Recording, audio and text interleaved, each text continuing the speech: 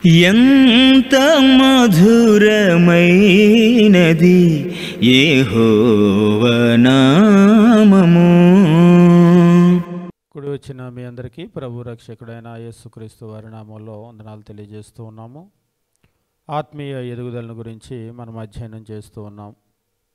మానవుడు అంటే కేవలం శరీరం మాత్రమే కాదు. మానవుడు అంటే శరీరము, ఇతర జీవులకు ఉన్నట్లుగానే ప్రాణము, వీటన్నింటికి ఇతర జీవులకి లేని విధంగా మానవునికి దేవుడు తన స్వరూపంలో సృజించి ఒక ఆత్మను ఇవ్వటము మనము గమనిస్తూ ఉన్నాం. మానవునికి ఇచ్చినటువంటి ఆత్మను బట్టి మానవుడు ఇతర జీవులన్నింటికంటే కూడా ఒక ఉన్నతమైనటువంటి శ్రేష్టమైనటువంటి జీవిగా ఈ లోకంలో ఉండటం జరిగింది. కాబట్టి ఇతర జీవులన్నింటికంటే కూడా మానవునికి ఆధిక్యత, ఔన్నత్యం అనేటువంటిది మనం ఈ లోకంలో చూస్తూ ఉంటాం. దేన్ని బట్టి మానవునికి అంత ఔన్నత్యం అంటే మనిషి అనుకుంటూ ఉంటాడు. వాటన్నింటికంటే కూడా మనిషి ఇంటెలిజెంట్ కాబట్టి తనకున్నటువంటి మేధోశక్తి చేత వాటన్నింటినీ కూడా వశపరుచుకున్నాడు అని అనుకుంటూ ఉన్నాడు. కానీ అది నిజం కాదు. మానవునికి వాటన్నింటి మీద ఆధిపత్యాన్ని ఇచ్చిందే దేవుడు. వాటన్నింటికంటే కూడా మానవుణ్ణి ఉన్నతమైనటువంటి జీవిగా దేవుడు చేశాడు. ఆ చేయటాన్ని బట్టి మనకు ఆధిక్యత వచ్చింది, కానీ మనకున్నటువంటి మేధోశక్తితో వాటిని లోబర్చుకోవటం వల్ల, వశపరుచుకోవటం వల్ల వచ్చినటువంటిది కాదు అనేటువంటి విషయాన్ని మనం గుర్తించాలి. ముఖ్యంగా మానవునిలో ఆత్మ ఉంది. ఆ ఆత్మ దేవుని స్వరూపంలో ఉంది అని ఎప్పుడైతే మనం గుర్తిస్తామో మన జీవితంలో అనేక మార్పులు వస్తాయి. ఎందుకంటే ఆత్మ ఉంది అని గుర్తించినప్పుడు మరి నా ఆత్మ పరిస్థితి ఏమిటి, మరణించినప్పుడు నా ఆత్మకి ఏం జరుగుతుంది, మరణించినప్పుడు నా ఆత్మ ఎక్కడికి వెళ్తుంది, వెళ్ళిన తర్వాత దాని పరిస్థితి ఏమిటి, ఈ ప్రశ్నలన్నీ కూడా మనకు తలెత్తుతాయి. అయితే వీటన్నింటికీ కూడా బైబిల్ మనకు చక్కటి సమాధానం ఇస్తూ ఉంది. ప్రతి ప్రశ్నకు కూడా మనకు బైబిల్ సమాధానం చెప్తూ ఉంటుంది. ఈ లోకంలో మానవుడు మరణించేటప్పుడు మనం గమనించినట్లయితే ప్రసంగి గ్రంథము 12వ అధ్యాయం 7వ వచనంలో చూస్తూ ఉంటాం. మన్నైనది వెనుకటి వలనే మరల భూమికి చేరును, ఆత్మ దాన్ని దయచేసిన దేవుని యొద్దకు మరలపోవును అని అంటూ ఉంటాడు. మంటి శరీరము మంటికి వెళ్ళిపోతుంది, ఆత్మ దాన్ని దయచేసిన దేవుని దగ్గరికి వెళ్ళిపోతుంది. కాబట్టి దేవుని దగ్గరకు ఆత్మ వెళ్ళిపోతుంది అన్న తర్వాత ఇంకా క్లారిటీ, దేవుని దగ్గరకు వెళ్ళిపోతుంది అంటే అక్కడ ఎక్కడికి వెళ్తుంది, ఏం జరుగుతుంది అనేటువంటి విషయాలు మనం అడిగినట్లయితే అక్కడికి వెళ్ళినటువంటి ఆత్మ అంటే దేవుని దగ్గరకు అని అన్నాడు. కానీ జనరల్గా లూకా సువార్త 16వ అధ్యాయం 19వ వచనం నుంచి మనం గమనించేటప్పుడు లాజరు ధనవంతుని గురించిన వచ్చిన భాగాల్లో చాలా క్లియర్గా చెప్తూ ఉంటాడు. దేవుని దగ్గరకు అంటే మరణించిన తర్వాత ఎక్కడికి వెళ్తుంది, మృతుల లోకము అనే ఒక లోకము, లేదా దాన్నే పాతాళము అంటే కంటికి కనబడినటువంటి ఒక లోకం ఉంది, అదృశ్య లోకము అని చెప్పేసి అంటూ ఉంటాం. అక్కడికి మరణించినటువంటి ఆత్మలన్నీ అంటే మరణం తర్వాత ఆత్మలన్నీ కూడా అక్కడికి చేరుతూ ఉన్నాయి. ఈ లోకంలో జీవించినటువంటి ఎంత గొప్ప వాళ్ళైనా సరే వారందరి ఆత్మలు కూడా అక్కడికి వెళ్ళాల్సిందే. కొందరు అడుగుతాడు, మరి క్రీస్తు ప్రభు శిలువలో చనిపోయాడు, ఆయన ఆత్మ పరిస్థితి ఏమిటని. ఆయన ఆత్మ కూడా అక్కడికే వెళ్ళింది. అందుకనే ఆయన శిలువలో దొంగతో చెప్తూ ఉంటాడు, నీ రాజ్యంలో నన్ను జ్ఞాపకం చేసుకో అంటే నేడు నీవు నాతో కూడా పరదేశంలో ఉందువు, నేడు అని అంటూ ఉన్నాడు. అంటే ఆ లోకానికి వెళ్ళటానికి ఎంత టైం పడుతుంది అంటే అమెరికాకి వెళ్ళటానికి 2 రోజులు, లేకపోతే మరొక దేశం వెళ్ళటానికి 3 రోజులు పట్టినట్లుగా చనిపోయిన తర్వాత ఒక వారానికి కానీ అక్కడికి చేరే పరిస్థితి ఉండదు. చనిపోయిన తర్వాత వెంటనే మనం అక్కడకు చేరతాము. నేడు నీవు నాతో కూడా పరదేశంలో అంటే ఆ మృతుల లోకము లేదా కంటికి కనబడని ఆ లోకములో, అదృశ్య లోకములో 2 స్థలాలు, ఒకటి విశ్రాంతి పొందే స్థలము, 2 వేదన పొందే స్థలము. ఆ విశ్రాంతి పొందేటువంటి స్థలాన్నే పరదేశు అని పిలిచినట్లుగా మనం చూస్తూ ఉంటాం. క్రీస్తు కూడా మరణించినప్పుడు అక్కడికే వెళ్ళాడు, పరదేశుకే వెళ్ళాడు. కానీ ఒక క్రీస్తు ప్రభు తప్ప మిగిలినటువంటి వారందరూ కూడా అక్కడే ఉండిపోయారు, బయటకు వచ్చే అవకాశం లేదు. ఆయన మాత్రమే అక్కడి నుంచి బయటికి వచ్చాడు. 3వ రోజు మరలా రావటమో, ఈ ప్రపంచంలో తను సజీవునిగా చూపించుకోవటము జరిగింది. ఆ తర్వాత ఆయన తండ్రి దగ్గరికి వెళ్ళిపోయినట్లుగా అంటే పరలోకానికి వెళ్ళిపోయినట్లుగా మనం చూస్తూ ఉంటాం. ఈ పరలోకం అనేటువంటిది దేవుడు ఉండేటువంటి స్థలము, అంతేగాని మృతుల లోకం కాదు. అంటే కంటికి కనబడిన లోకము, అదృశ్య లోకము దేవుడు ఉండేటువంటి ఆ స్థలము కాదు. దేవుడు ఉండేటువంటిది పరలోకము. అక్కడికి మరి మనం ఎప్పుడు వెళ్తాము అంటే క్రీస్తు 2వ రాకడ వరకు మరణించిన వారి ఆత్మలన్నీ కూడా ఆ మృతుల లోకంలో ఉంటాయి. ఆ తర్వాత క్రీస్తు రెండో రాకడలో అక్కడ ఉన్నటువంటి ఆత్మలన్నీ వెంటబెట్టుకొని రావటము, ఇక్కడ ఉన్నటువంటి మనము ఒక రెప్పపాటులోనే మార్పు చెందటము, ఆ తర్వాత అందరినీ తీర్పులో నిలవబెట్టడము, ఆ తీర్పు తర్వాత పరలోకము నరకము అనేటువంటి శాశ్వతమైన స్థలాలకు వెళ్తారు. కాబట్టి క్రీస్తు ప్రభు వచ్చే వరకు కూడా అక్కడ ఆత్మలు ఎక్కడైతే ఉంటాయో ఆ స్థలం ఒక తాత్కాలికమైనటువంటి స్థలమే, టెంపరీ ప్లేస్ అది. అంటే అదృశ్య లోకము, మృతుల లోకము ఎంతవరకు ఉంటుందంటే అది ఒక తాత్కాలికమైనటువంటి లోకమే. క్రీస్తు ప్రభు వచ్చే వరకు ఆ ఆత్మలన్నింటినీ కూడా అక్కడ పెడుతూ ఉన్నాడు. ఆ తర్వాత క్రీస్తు ప్రభు రావటం జరుగుతుంది. క్రీస్తు ప్రభు వచ్చేటప్పుడు అక్కడ ఉన్నటువంటి ఆత్మలన్నింటినీ కూడా ఆయన తీసుకొని వచ్చేస్తూ ఉంటాడు. అక్కడ ఉన్న ఆత్మలన్నీ కూడా తీసుకొని వచ్చేసేటప్పుడు ఇంకా అక్కడ ఆ లోకంతో పని ఉండదు. ఎందుకంటే ఇక భూమి ఉండదు, ఇంకా మనుషులు పుట్టటమో మరణించటమో, మరణించిన వాళ్ళ ఆత్మలు అక్కడికి రావటం ఉండదు. కాబట్టి ఇక ఆ స్థలం యొక్క అవసరం అనేటువంటిది ఇక ఉండదు. కాబట్టి దాన్ని కూడా ఇక ఆ స్థలం యొక్క అవసరం అనేటువంటిది ఉంది కాబట్టి దాన్ని కూడా తీసివేస్తాడు అనేటువంటి విషయం మనం గమనిస్తూ ఉంటాం. కాబట్టి లోకములో మనం జీవించేటువంటి మన జీవితం ఏమిటో, మన జీవితం యొక్క అంతం ఏమిటో, మరణం ఏమిటో, మరణం తర్వాత విషయాలు ఏమిటో వీటిని స్పష్టంగా మనం తెలుసుకోవాల్సినటువంటి అవసరం ఉంది. అయితే మనం గమనిస్తూ ఉన్నాం, శరీరానికి ఎలాగైతే ఎదుగుదల ఉంటుందో ఆత్మకు కూడా ఎదుగుదల ఉంటుంది. రక్షణ విషయంలో ఎదగటం అనేటువంటిది అవసరం. బైబిల్ అంతా కూడా క్రొత్త నిబంధన ముఖ్యంగా ఈ రక్షణ విషయంలో ఎదిగేటువంటి దాని గురించే తెలియజేస్తూ ఉన్నాడు. నేడు స్థానిక సంఘాలు, చర్చిలు కూడా ఉన్న ఉద్దేశం ఏమిటంటే ఏదో వచ్చి ఇప్పుడు హిందూ టెంపుల్స్ లాగా దండం పెట్టుకొని వెళ్ళటానికి కాదు. కొంతమంది చర్చికి వచ్చి కూర్చొని వెళ్తే పుణ్యం వచ్చిద్దని అనుకుంటూ ఉంటారు. లేదంటే చర్చికి వచ్చి కూర్చొని వెళ్తే దేవుడు మనల్ని దీవిస్తాడని అనుకుంటూ ఉంటారు. కానీ అది కాదు. అంటే ఒకళ్ళు అడిగారు, అంటే చర్చికి రావటం వల్ల ఏ విధమైన దీవెన ఉండదా అని. ఉంటుంది. ఏ విధమైన దీవెన ఉంటుందంటే ఉదాహరణకి గుడికి వెళ్ళి వచ్చే వాళ్ళకి ప్రసాదం దక్కిద్ది ఖచ్చితంగా. అయితే ఇక్కడికి వచ్చే వాళ్ళకి ప్రసాదం కూడా చర్చిల్లో ప్రసాదాలు ఉండవుగా అని అన్నారు. చర్చిల్లో ప్రసాదాలు ఉండవు. రక్షణ పొందినటువంటి వాళ్ళకు మాత్రమే రొట్టె ద్రాక్షరసం ఇస్తూ ఉంటారు. అది క్రీస్తు యొక్క శరీరము, రక్తము. అది కూడా ప్రసాదం కాదు. అంటే కొందరు అనుకుంటూ ఉంటారు అదా మీ ప్రసాదం అని అన్నారు. అది కూడా ప్రసాదం అనేటువంటిది కాదు. ఎందుకంటే ప్రసాదం అనేటువంటిది మీ దగ్గర వచ్చిన ప్రతి ఒక్కరికి పెడుతూ ఉంటారు. కానీ ఇక్కడ వచ్చిన ప్రతి ఒక్కరికి ఎవరిది? ఇది ఎవరికి మాత్రం అంటే కేవలం రక్షణ పొందినటువంటి వాళ్ళకి మాత్రమే. ఒకసారి మనకు ఆదివారం ఇలాగనే ఒక వ్యక్తి, కొత్తగా ఎవరో ఒక వ్యక్తి వచ్చారు. అంటే ఆయన హిందూలాగా ఉన్నారు. చర్చికి వెళ్తే ఏదో దేవుడు దీవిస్తాడు, ఏదో కష్టం ఉందో ఎందుకో మొత్తానికి చర్చికి వచ్చారు. చర్చికి వచ్చిన తర్వాత అలాగా ప్రభురాత్రి భోజనం ఇస్తూ ఉంటే ఆయన కూడా ఇలాగా 2 చేతులు, అంటే ఇట్లా ఒక చేయి కాకుండా 2 చేతులు అట్లా పెట్టి ప్రసాదం తీసుకుంటారు కదా, అలా తీసుకొని ఇలా కళ్ళగద్దుకొని నోట్లో వేసుకున్నాడు. నోట్లో వేసుకున్నప్పుడు ఇటు నుంచి నాకు అనుమానం వచ్చింది, ఇదేదో తేడాగా ఉంది అని చెప్పేసి. మామూలుగా మన వాళ్ళు ఏం చేస్తారంటే ప్రార్థన చేసుకుంటారు కానీ ఇలాగా చేయరు. అంటే కళ్ళగత్తుకోవటం తప్ప అని చెప్పేసి అంటే దాని గురించి వేరే విషయం, కానీ అది కొంచెం డిఫరెంట్గా అనిపించింది. అయిపోయిన తర్వాత ఆయన అడిగినప్పుడు క్రొత్తగా వచ్చారా ఏంటి అని చెప్పేసి అంటే అవునండి అని చెప్పేసి అన్నారు. ఆ తర్వాత మాట్లాడినప్పుడు మరి రొట్టె ద్రాక్షరసం తీసుకున్నారు అంటే అవునండి ప్రసాదం తీసుకున్నా అంటున్నారు. అంటే అది ప్రసాదం కాదు, ఇలాగ ప్రభు యొక్క శరీరము, రక్తం. అంటే మాకు తెలియదండి, మా గుడికి వచ్చిన వాళ్ళందరూ ప్రసాదం ఇస్తారు కదా, ఇది చర్చిలో ఇచ్చే ప్రసాదం ఏమో అని కళ్ళకు అద్దుకొని నోట్లో వేసుకున్నాను అన్నారు. అంటే వాస్తవంగా మనం గమనించేటప్పుడు ఇక్కడికి వచ్చినప్పుడు మనం ఇచ్చేటువంటిది, అంటే మనకి వచ్చేటువంటి వాళ్ళకు బైబిల్ తెలిసిన వాళ్ళకి అది తెలుసు, క్రీస్తు శరీరం అని, రక్తం అని, రక్షణ పొందినటువంటి వాళ్ళు దాన్ని తీసుకోవాలని. కానీ బయట నుంచి వచ్చేటువంటి వాళ్ళకి అది తెలియదు కదా. గుడికి వెళ్తే ఎలా ప్రసాదం పెడుతున్నారు, ఇది చర్చిలో పెట్టే ప్రసాదమేమో అని అనుకుంటూ ఉంటారు. కాబట్టి మనం వచ్చేటువంటిది కేవలము క్రీస్తు శరీరంలో, రక్తంలో పాలు పొందటానికి మాత్రమే కూడా కాదు. అందులో పాలు పొందాలి, కానీ అందులో పాలు పొందటం మాత్రమే కాదు. మనం గమనించినప్పుడు ఆదివారం మనం చేసేటువంటి ఆరాధన కనుక మనం గమనించినట్లయితే ఆరాధనలో ప్రార్థన ఉంటుంది, కానీ రోజు ప్రార్థన చేసుకుంటాం. అంటే చేసుకునే వాళ్ళు కూడా ఉంటారు, కానీ ప్రార్థన రోజు చేసుకుంటాం. ఆదివారం మనం ఆరాధనలో పాటలు పాడుతూ ఉంటాము, కానీ రోజు కూడా పాటలు పాడతాం. పాటలు పాడాలి కూడా, సంతోషం వచ్చినప్పుడు పాటలు పాడమని చెప్పేసి దేవుడు తెలియజేశాడు. అలాగనే ఆదివారం వాక్యం వింటూ ఉంటాం, కానీ రోజు కూడా వాక్యం వినాలి. అలాగనే మనము కానుకలు అనేటువంటివి ఆదివారం ఇస్తూ ఉంటాం. ఆదివారం మాత్రమే కాకుండా ఇతర సమయాల్లో కూడా కానుకలు ఇవ్వచ్చు. ఒక్కోసారి కొందరు అడుగుతారు ఆదివారం కాకుండా కానుకలు ఇవ్వచ్చు అని. ఇవ్వచ్చు. ఎలా చెప్పగలరు అని చెప్పేసి అంటే ఇవ్వటం అనేటువంటిది, ఉదాహరణకు పాత నిబంధనలో కనుక చూసినట్లయితే స్వేచ్ఛ అర్పణ అనే ఒక అర్పణ గురించి మాట్లాడతాడు. లేవీకాండం కనుక మీరు చూసినట్లయితే, అంటే మీరు దేవునికి బలిచ్చేటువంటి ఏదైనా సరే, దేవునికి బలిచ్చేటువంటి దేన్నైనా సరే వాళ్ళు బలిగా అర్పించాలి అనుకుంటే, అంటే దేవునికి ఇచ్చేటువంటిది వాళ్ళు ఎలాంటి దాన్ని ఇవ్వాలి, ఎలాంటి దాన్ని ఇవ్వకూడదు అనేటువంటి విధానాలు దేవుడు తెలియజేయటం జరిగింది.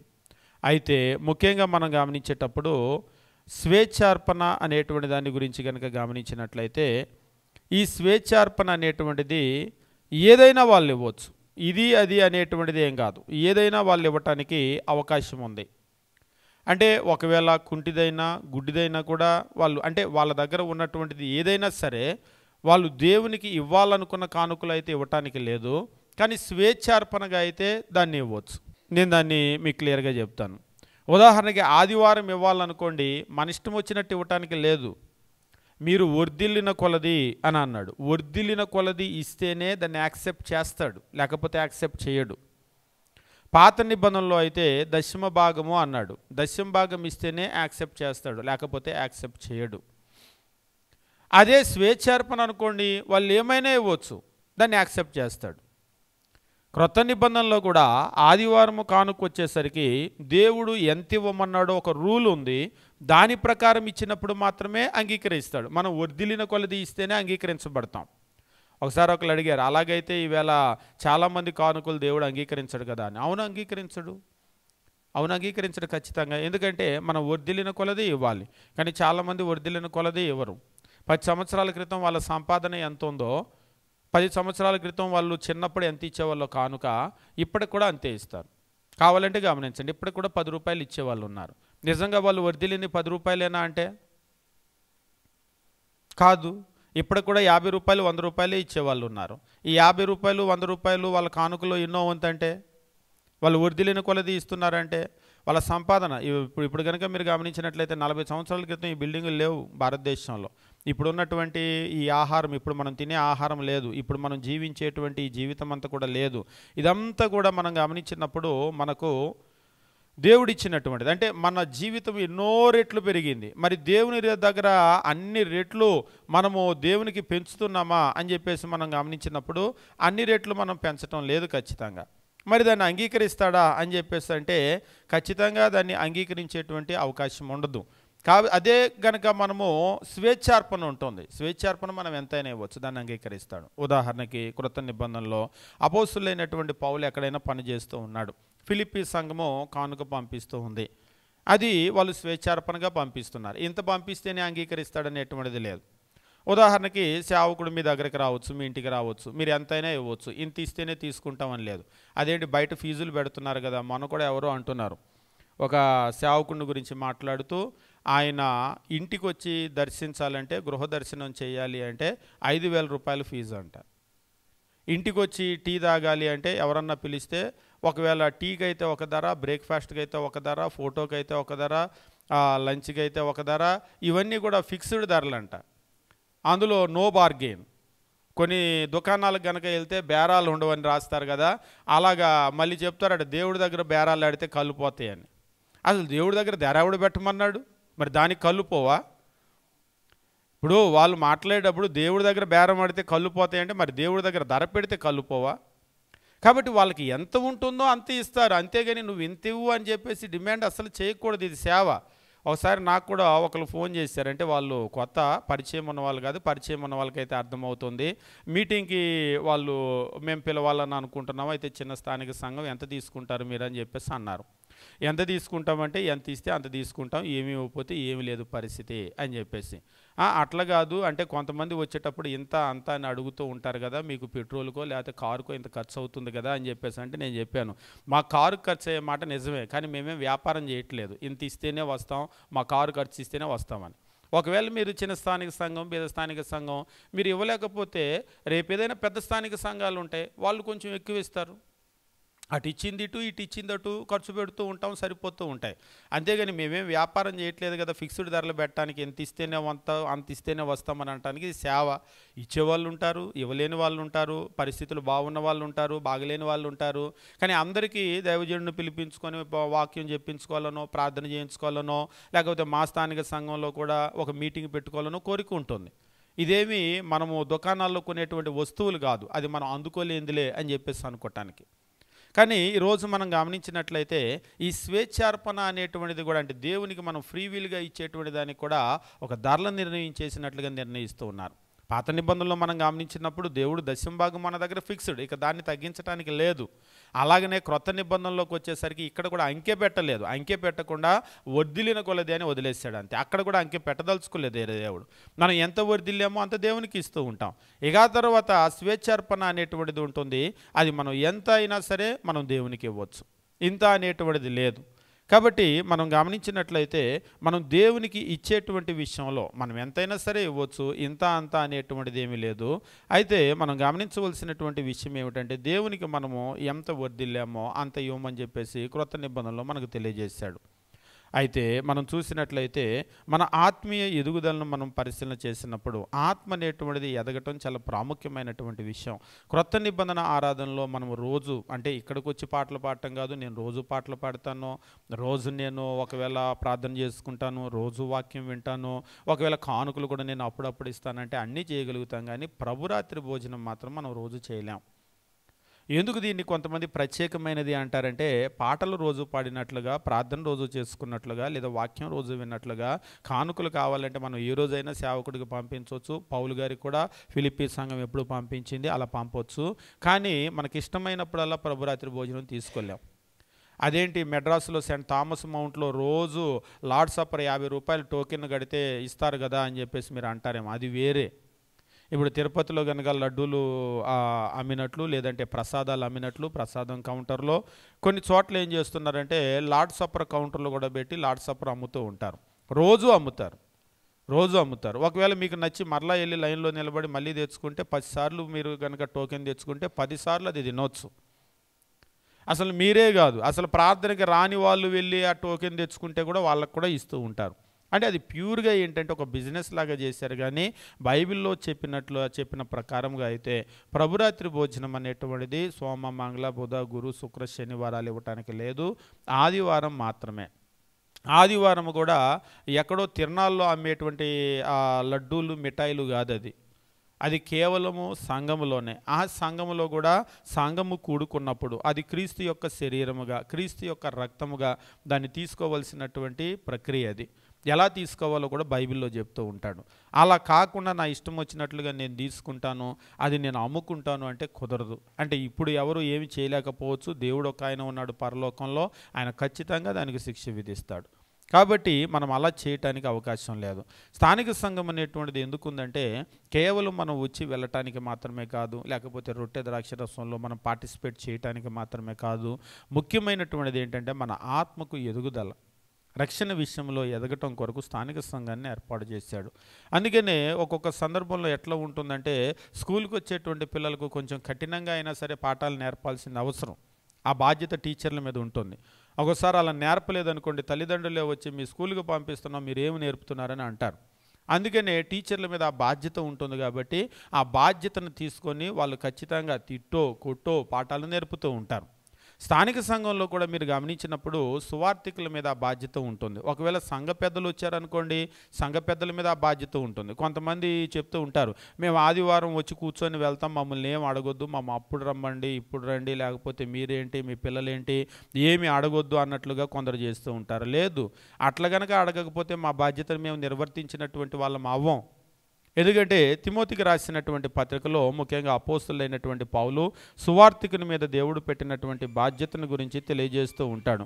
సువార్థికుని యొక్క బాధ్యతను గురించి మనం గమనించేటప్పుడు తిమోతికి రాసినటువంటి 2వ పత్రిక మనం గమనించినప్పుడు 3వ అధ్యాయము మనం గమనించినట్లయితే 16-17 వచనాలు చదువుతూ ఉంటాం.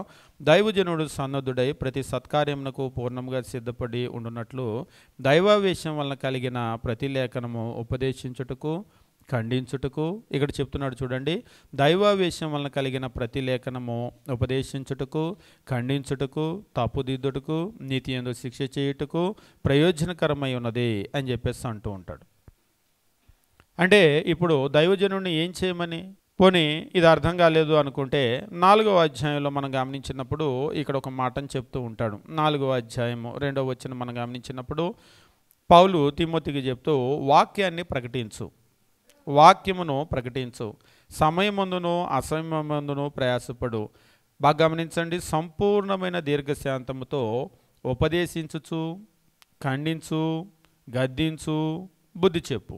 అంటే సువార్తికుడైన తిమోతి ఏం చేయాలంటే వాక్యాన్ని ప్రకటించు, వాక్యాన్ని ప్రకటించటం మాత్రమే కాకుండా సంపూర్ణమైన దీర్ఘశాంతముతో ఉపదేశించు, ఉపదేశము చేయి, ఖండించటము చేయి, గద్దించటము చేయి, బుద్ధి చెప్పటం కూడా చేయి.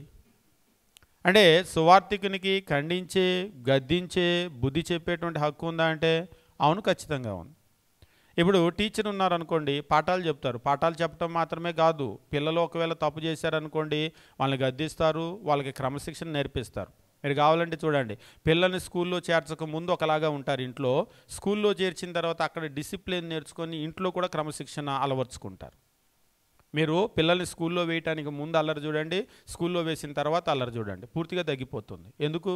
అక్కడికి వెళ్ళిన తర్వాత వంకరంతా తీస్తారు. మనం అంటూ ఉంటాం కదా, బాగా బెండి తీస్తారని చెప్పానులే, మీ టీచర్కి చెప్పానులే, బాగా కొట్టమని చెప్పానులే, తనమని చెప్పానులే అని అంటారు. అంతే కదా. ఇప్పుడు తల్లిదండ్రులు కొట్టలేరు, గారాబం ఉంటుంది.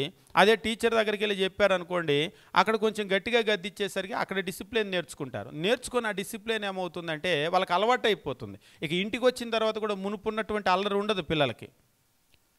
అలాగనే మనకు అక్కడికి వెళ్ళిన తర్వాత ఎలాగైతే నేర్పితే జీవితానికి ఒక క్రమశిక్షణ వస్తుందో, ఇక్కడ కూడా ఆత్మ సంబంధమైనటువంటి జీవితానికి ఒక క్రమశిక్షణ రావాలి అంటే ఖండించేవాళ్ళు, గద్దించేవాళ్ళు, బుద్ధి చెప్పేటువంటి వాళ్ళు ఉండాలి. అందుకనే దేవుడు ఖచ్చితంగా వాళ్ళని ఉంచాడు. స్థానిక సంఘంలో మీరు గమనించినప్పుడు స్థానిక సంఘంలో సువార్థికులకు ఆ బాధ్యతను దేవుడు ఇచ్చాడు. ఇక సంఘ పెద్దలు వచ్చారనుకోండి, ఇక వాళ్ళ అధికారాన్ని ఎవరు ప్రశ్నించడానికి లేదు. సంఘ పెద్దలది పూర్తిగా మందను కాయాల్సిన బాధ్యత.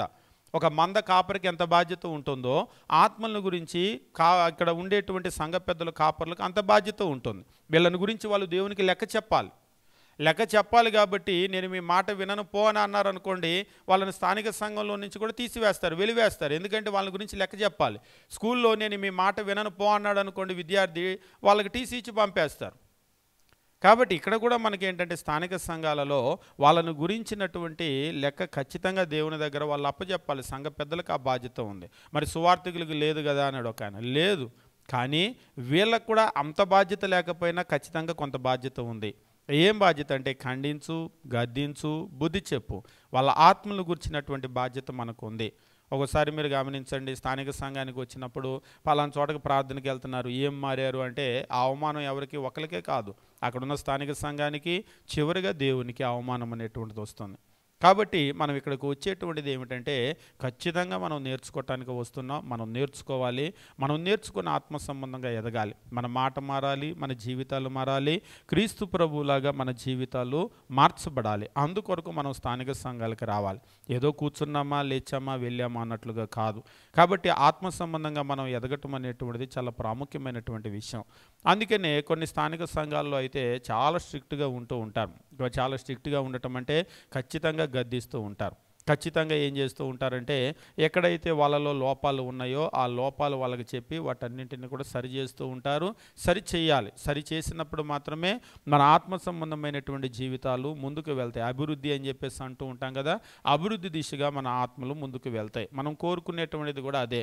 కానీ కొంతమంది అంటారు, మేము అదేం కోరుకోవటం లేదండి, వచ్చి కూర్చొని మాత్రం లేచి వెళ్తామని అంటూ ఉంటారు. వచ్చి కూర్చొని మాత్రం లేచి వెళ్ళటం వల్ల ఏ విధమైనటువంటి ఉపయోగము కూడా ఉండదు. అంటే మరీ జీరో కాదు, కానీ వినటం వల్ల చెవుల్లో పడితే కొంత ప్రయోజనంగా ఉంటాయేమో కానీ పూర్తిగా మాత్రం మనలో మార్పు అనేటువంటిది రాదు. కాబట్టి మనం దీన్ని గమనించవలసినటువంటి అవసరం ఉంది.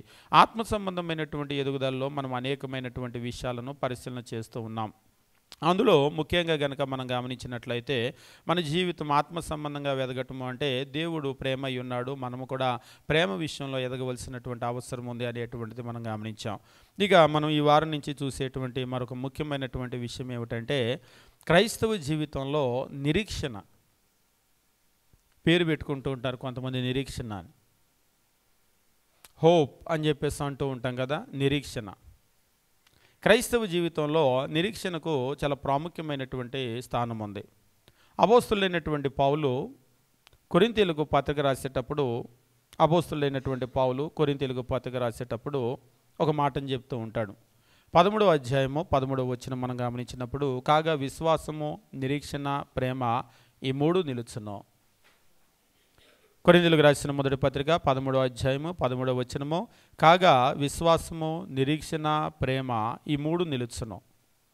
వీటిలో శ్రేష్టమైనది ప్రేమ అని అంటాడు. కానీ నిలిచే మూడు ఉన్నాయి. ఏమేమి ఉన్నాయంటే విశ్వాసము, నిరీక్షణ, ప్రేమ. ఇందులో నిరీక్షణ గురించి మనం మాట్లాడబోతూ ఉన్నాం. ఆల్రెడీ విశ్వాసాన్ని గురించి మాట్లాడాం, ప్రేమను గురించి మాట్లాడాం, నిరీక్షణ గురించి మాట్లాడాం.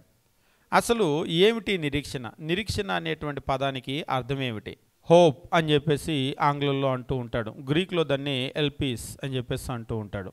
ఏమిటి ఎల్పీస్ అనేటువంటి పదానికి అర్థము? దేన్ని నిరీక్షణ అంటారు, దేన్ని నిరీక్షణ అనరు. ఈ నిరీక్షణ అనేటువంటి పదాన్ని మీరు గమనించినప్పుడు హోప్ అనేటువంటి పదానికి favourable and confident expectation. Favourable and confident expectation. Expectation అంటే ఎదురు చూడటం. ఏం ఎక్స్పెక్టేషన్ అంటే ఫేవరబుల్ అండ్ కాన్ఫిడెంట్ ఎక్స్పెక్టేషన్ అంటే సానుకూలమైన, నమ్మకమైనటువంటి ఎదురుచూపు. ఎక్స్పెక్టేషన్ అంటే అంచనా అని కూడా అంటూ ఉంటారు. ఒకవేళ సానుకూలమైనటువంటి ఎదురుచూపు లేదా అంచనా, లేదంటే నమ్మకమైనటువంటి అంచనా. అంటే ఉదాహరణకు ఏదైనా ఒకటి జరుగుతుందా అని చెప్పేసి అంటే జరుగుతుంది అని చెప్పేసి కనుక మీరు ఎదురు చూశారనుకోండి, మీరేం చేస్తారు?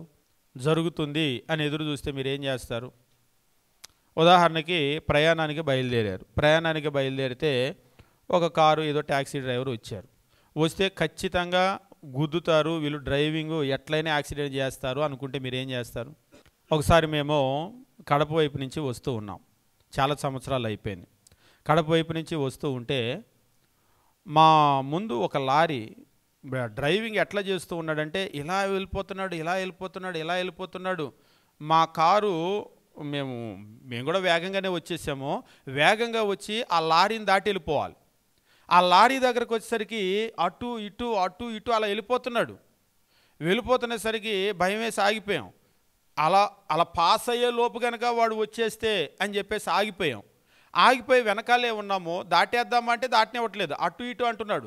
రోడ్డు మీద అటు వాళ్ళని కొట్టేస్తాడు, లేకపోతే ఇటు వాళ్ళని కొట్టేస్తాడు అని చెప్పేసి అనుకుంటానే ఉన్నాం.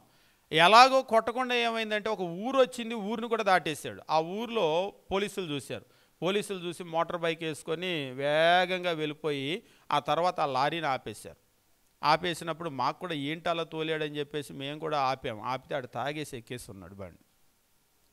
ఉదాహరణకి ఆడు తాగేసి బండి ఎక్కేసి తోలుతున్నాడు. కానీ కారుని కొడితే ఒకవేళ స్పీడ్లో అయితే వెళ్ళిపోతారు. ఏ మోటార్ సైకిల్ వాళ్ళనో నడిచే వాళ్ళనో తొక్కిచ్చేస్తే ఏంటి పరిస్థితి అసలు? అయితే వాడిని చూడగానే మాకు ఒక నమ్మకం కుదిరింది, ఖచ్చితంగా వీడు గుద్దుతాడని. అందుకనే మేము దాటకుండా ఏం చేసామంటే ఆగిపోయాం. అయితే అయిందిలే, కాసేపు లేట్ అయితే అయింది. ఈ లోపాడు ఎవడో ఒకరిని గుద్దుతాడు కదా, గుద్దిన తర్వాత ఆగిద్ది కదా, అప్పుడు మనం దాటి వెళ్దామని అనుకున్నాం.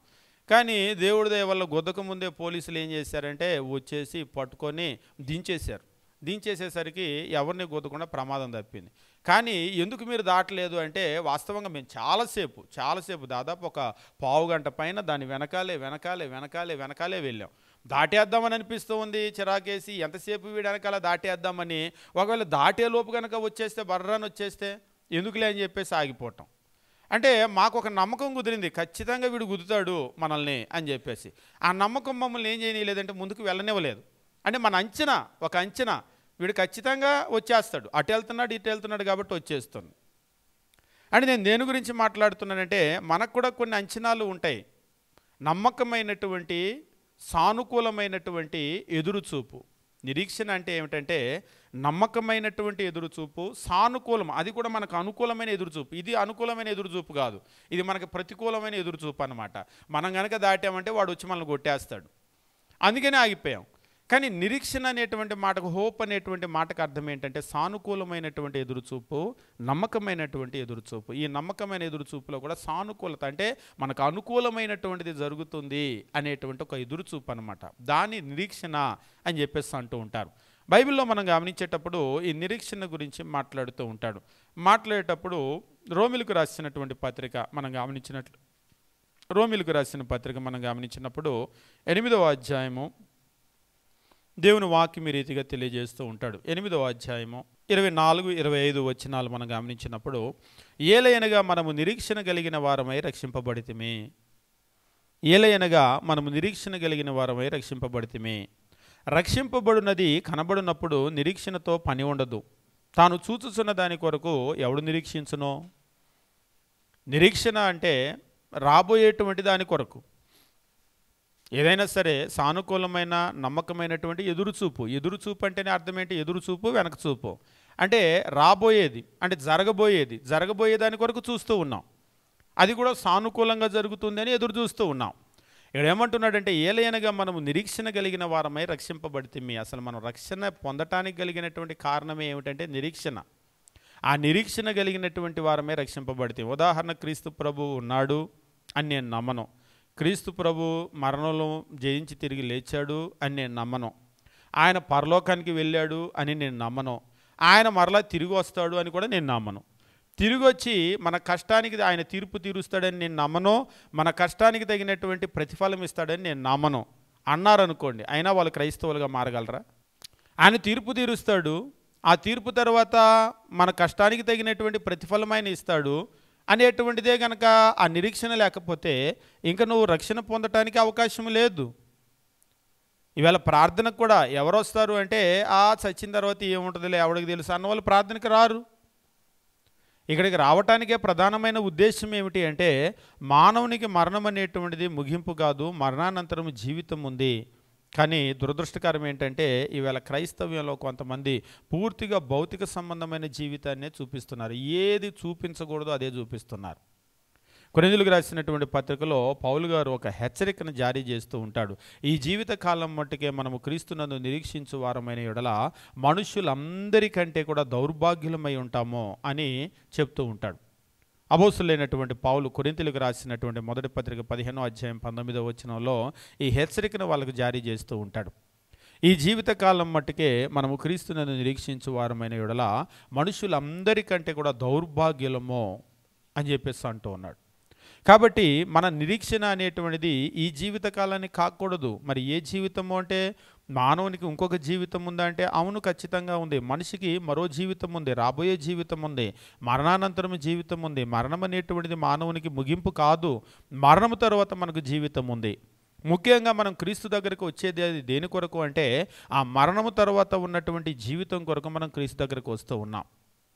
ఎక్కువ మంది ఈవేళ లోకంలో దేవుడి దగ్గరికి వెళ్ళి దండం పెట్టుకునేది దేనికంటే రాబోయే జీవితాన్ని గురించి కాదు. ఈవేళ నన్ను దీవించు, ఈరోజు నాకు ఏ కీడు జరగకుండా ఉండాలి, నాకంతా మేలు జరగాలి, లేకపోతే నా పని దీవించు, వ్యాపారం దీవించు. ఇలాగా క్రైస్తవ్యం కూడా ఇవాళ ఎలాగా మారిపోయింది అంటే మీరు క్రీస్తు దగ్గరికి రండి, దేవుడు మీ అప్పులు తీరుస్తాడు. మీరు క్రీస్తు దగ్గరికి రండి, దేవుడు మీకు ఆరోగ్యం ఇస్తాడు. మీ రోగాలు పోతాయి, మీ రొప్పులు పోతాయి, మీ బాధలు పోతాయి, మీ కష్టాలు పోతాయి. క్రీస్తును ఈ జీవితం కొరకే ఉపయోగించుకునేటట్లుగా వీళ్ళు ప్రకటిస్తూ ఉన్నారు. అంటే క్రీస్తు ఈ జీవితానికి మనకి దీవెన ఇవ్వడా, మేలు చేయడానికి చేస్తాడు. కానీ ఈ జీవిత కాలము కొరకే మనం ఆయన దగ్గరికి రాకూడదు. మానవునికి మరొక జీవితం ఉంది, మరణానంతరం జీవితం ఉంది. ఆ జీవితానికి దేవుడు మాత్రమే మేలు చేయగలడు. ఉదాహరణకి మీరు గమనించండి, ఒకసారి ఒకరు అడిగారు, ఏమండి ప్రార్థనకి రండి బాధలు తీరితే, ప్రార్థనకి రండి అప్పులు తీరితే అంటున్నాడు. ఏ ప్రార్థనకి రానోడికి ఎవరికి మా ఊర్లో అప్పు తీరలేదా అన్నాడు ఒక ఆయన. హిందువులకి ముస్లింలకి ఎవరికి అప్పులు తీరట్లేదా?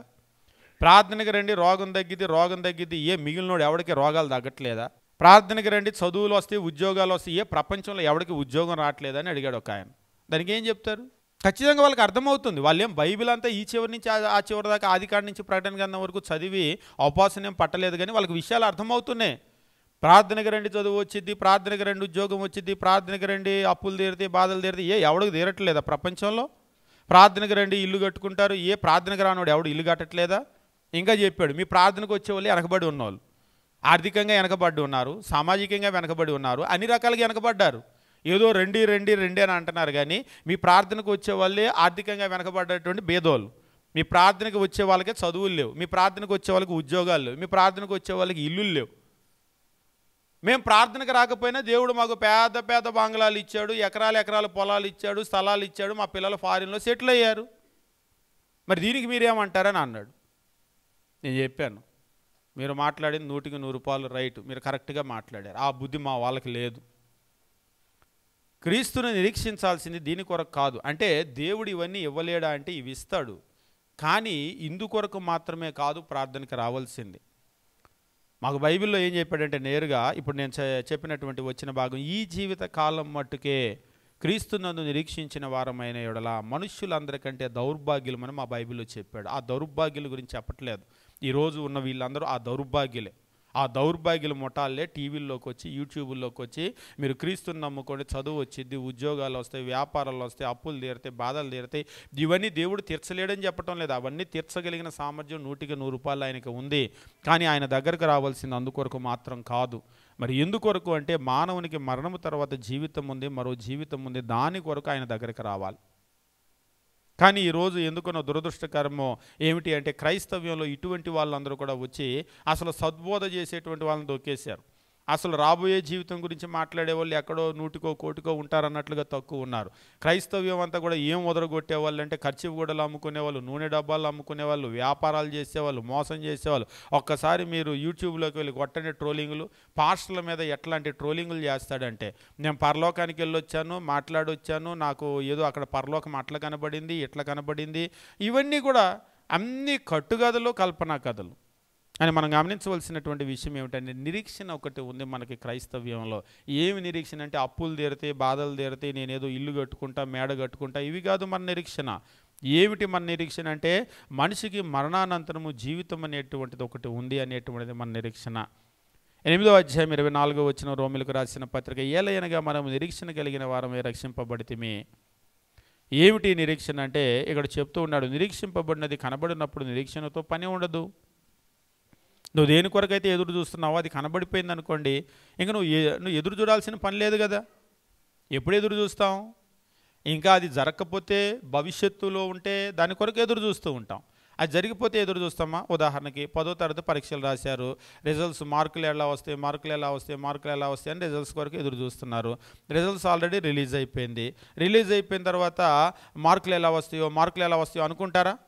మీ మార్కులు కూడా చూసుకున్న తర్వాత మార్కులు ఎలా వస్తాయో అనుకుంటారా? అనుకోరు. ఇంకా మీకు నిరీక్షణతో పని లేదు.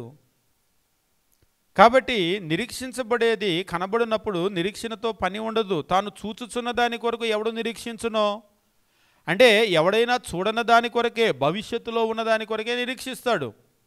క్రైస్తవ్యంలో మన నిరీక్షణ ఏమిటి అంటే భూసంబంధమైనటువంటి ఈ విషయాలు కాదు. 25వ వచనమో, మనము చూడని దాని కొరకు నిరీక్షించిన యెడల ఓపికతో దాని కొరకు కనిపెట్టుదుమో. చూడని దాని కొరకు కనుక మనం నిరీక్షిస్తూ ఉంటే ఓపికతో దాని కొరకు కనిపెట్టుదుమో అని చెప్పేసి అంటూ ఉంటాడు. కాబట్టి మనము చూడలేదు, క్రీస్తు ప్రభు వస్తాడు, అది భవిష్యత్తులో ఉంది. క్రీస్తు ప్రభు వచ్చిన తర్వాత తీర్పు ఒకటి ఉంటుంది, అది భవిష్యత్తులో ఉంది. ఆయన తీర్పు తీర్చిన తర్వాత నా కష్టానికి సంబంధించినటువంటి ప్రతిఫలాన్ని ఆయన ఇస్తాడు. ప్రతి వానికి వాని క్రియల చొప్పున నేను సిద్ధపరిచిన జీతం నా యొద్ద ఉంది అని ఆయన అంటున్నాడు కదా. క్రీస్తు ప్రభు వచ్చిన తర్వాత నేను ఎంత కష్టపడ్డానో నా జీతం ఇస్తాడు. ఉదాహరణకి ఉదయం నుంచి సాయంత్రం వరకు కష్టపడినటువంటి ఒక కూలి పని చేసిన వాళ్ళు సాయంత్రం అయితే కూలిస్తారని ఎదురు చూస్తారు. ఒకవేళ సాయంత్రం కాకపోయినా కానీ మనకు శనివారం కూలిస్తూ ఉంటారు కదా, మత్సర్లు ఇస్తూ ఉంటారు కదా. శనివారం అయితే ఎదురు చూస్తూ ఉంటారు వాళ్ళు, మా కూలిస్తారు అని. ఒకవేళ ఉద్యోగస్తులైతే 1వ తారీఖు జీతం ఇస్తారని ఎదురు చూస్తూ ఉంటారు. అంతేనా? 1వ తారీఖు వరకు ఎదురు చూస్తూ ఉంటారు.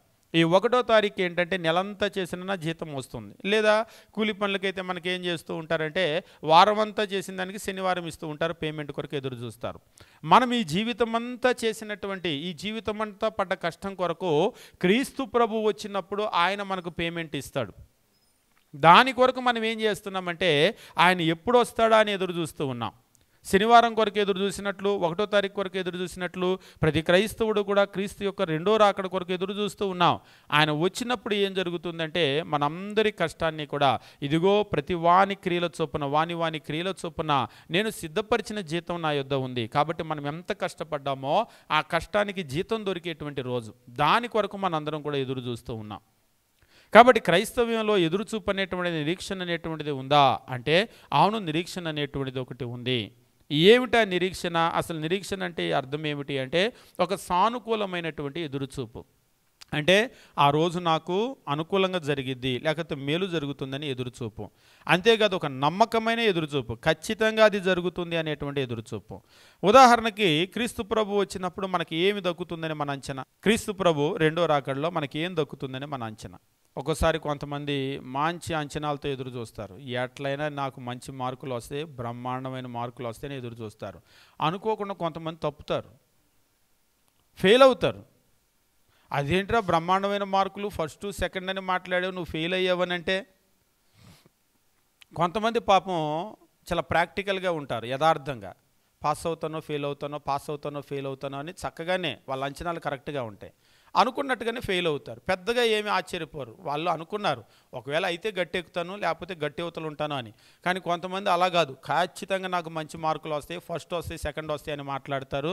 కానీ రిజల్ట్స్ వచ్చేసరికి ఫెయిల్ అవుతారు, సంబంధం లేకుండా.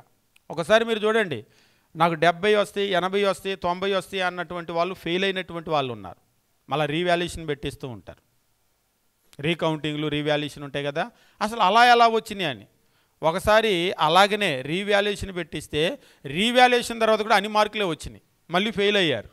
నాకు తెలిసినటువంటి ఒక స్టూడెంట్ చాలా పెద్ద పెద్ద అంచనాలు చెప్పారు, ఒక సబ్జెక్టులో కాదు అన్నిటిలో.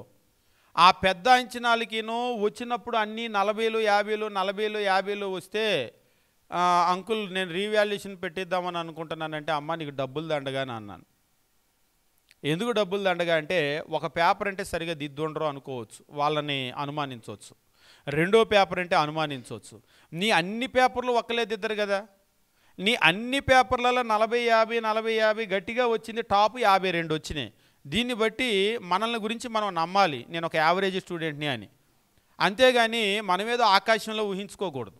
ఇప్పుడు నువ్వు రీవాల్యుయేషన్ ఎప్పుడు పెట్టాలి, నీకు అన్నీ నువ్వు అనుకున్నట్లు 90 వచ్చి ఒకదానిలో 40 వస్తే ఇక్కడ దిద్దటం మీద పొరపాటు ఉంది అని నువ్వు అనుకోవచ్చు.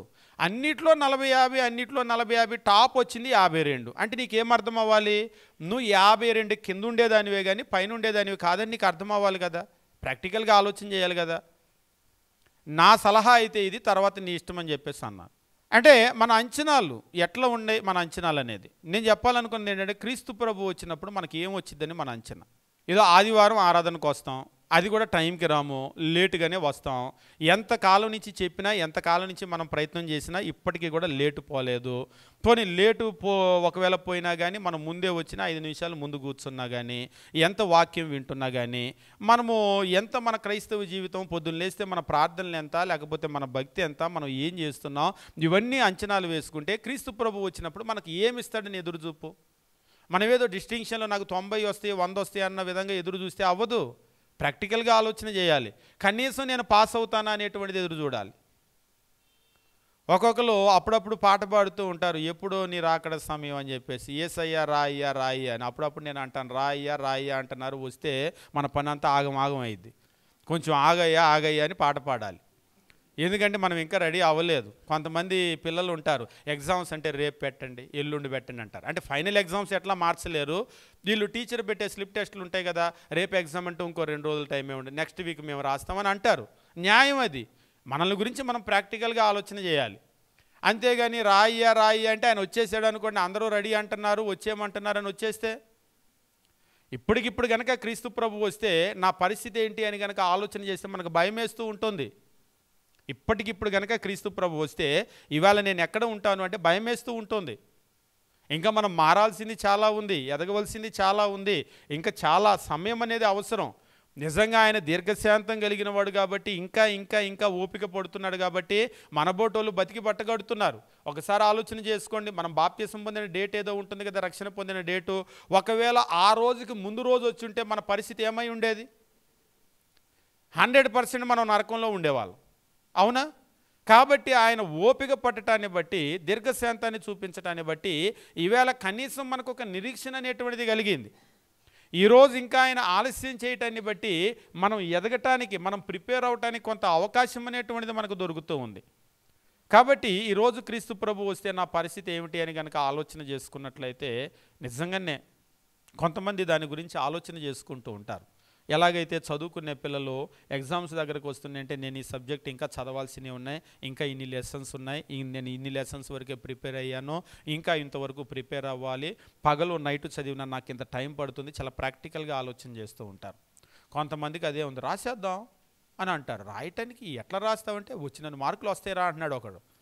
వచ్చినన్ని మార్కులు వస్తాయి అంటే కొంతమందికి అంతే, క్రీస్తు ప్రభువుని రమ్మను, చూసుకుందాం, ఏది వచ్చినన్ని మార్కులు వస్తే కాదు, వచ్చినంత జీతం వచ్చింది కాదు. ఒకవేళ అవతలైతే నరకాన్ని గురించి ఎప్పుడైనా మనం ఆలోచన చేసామా?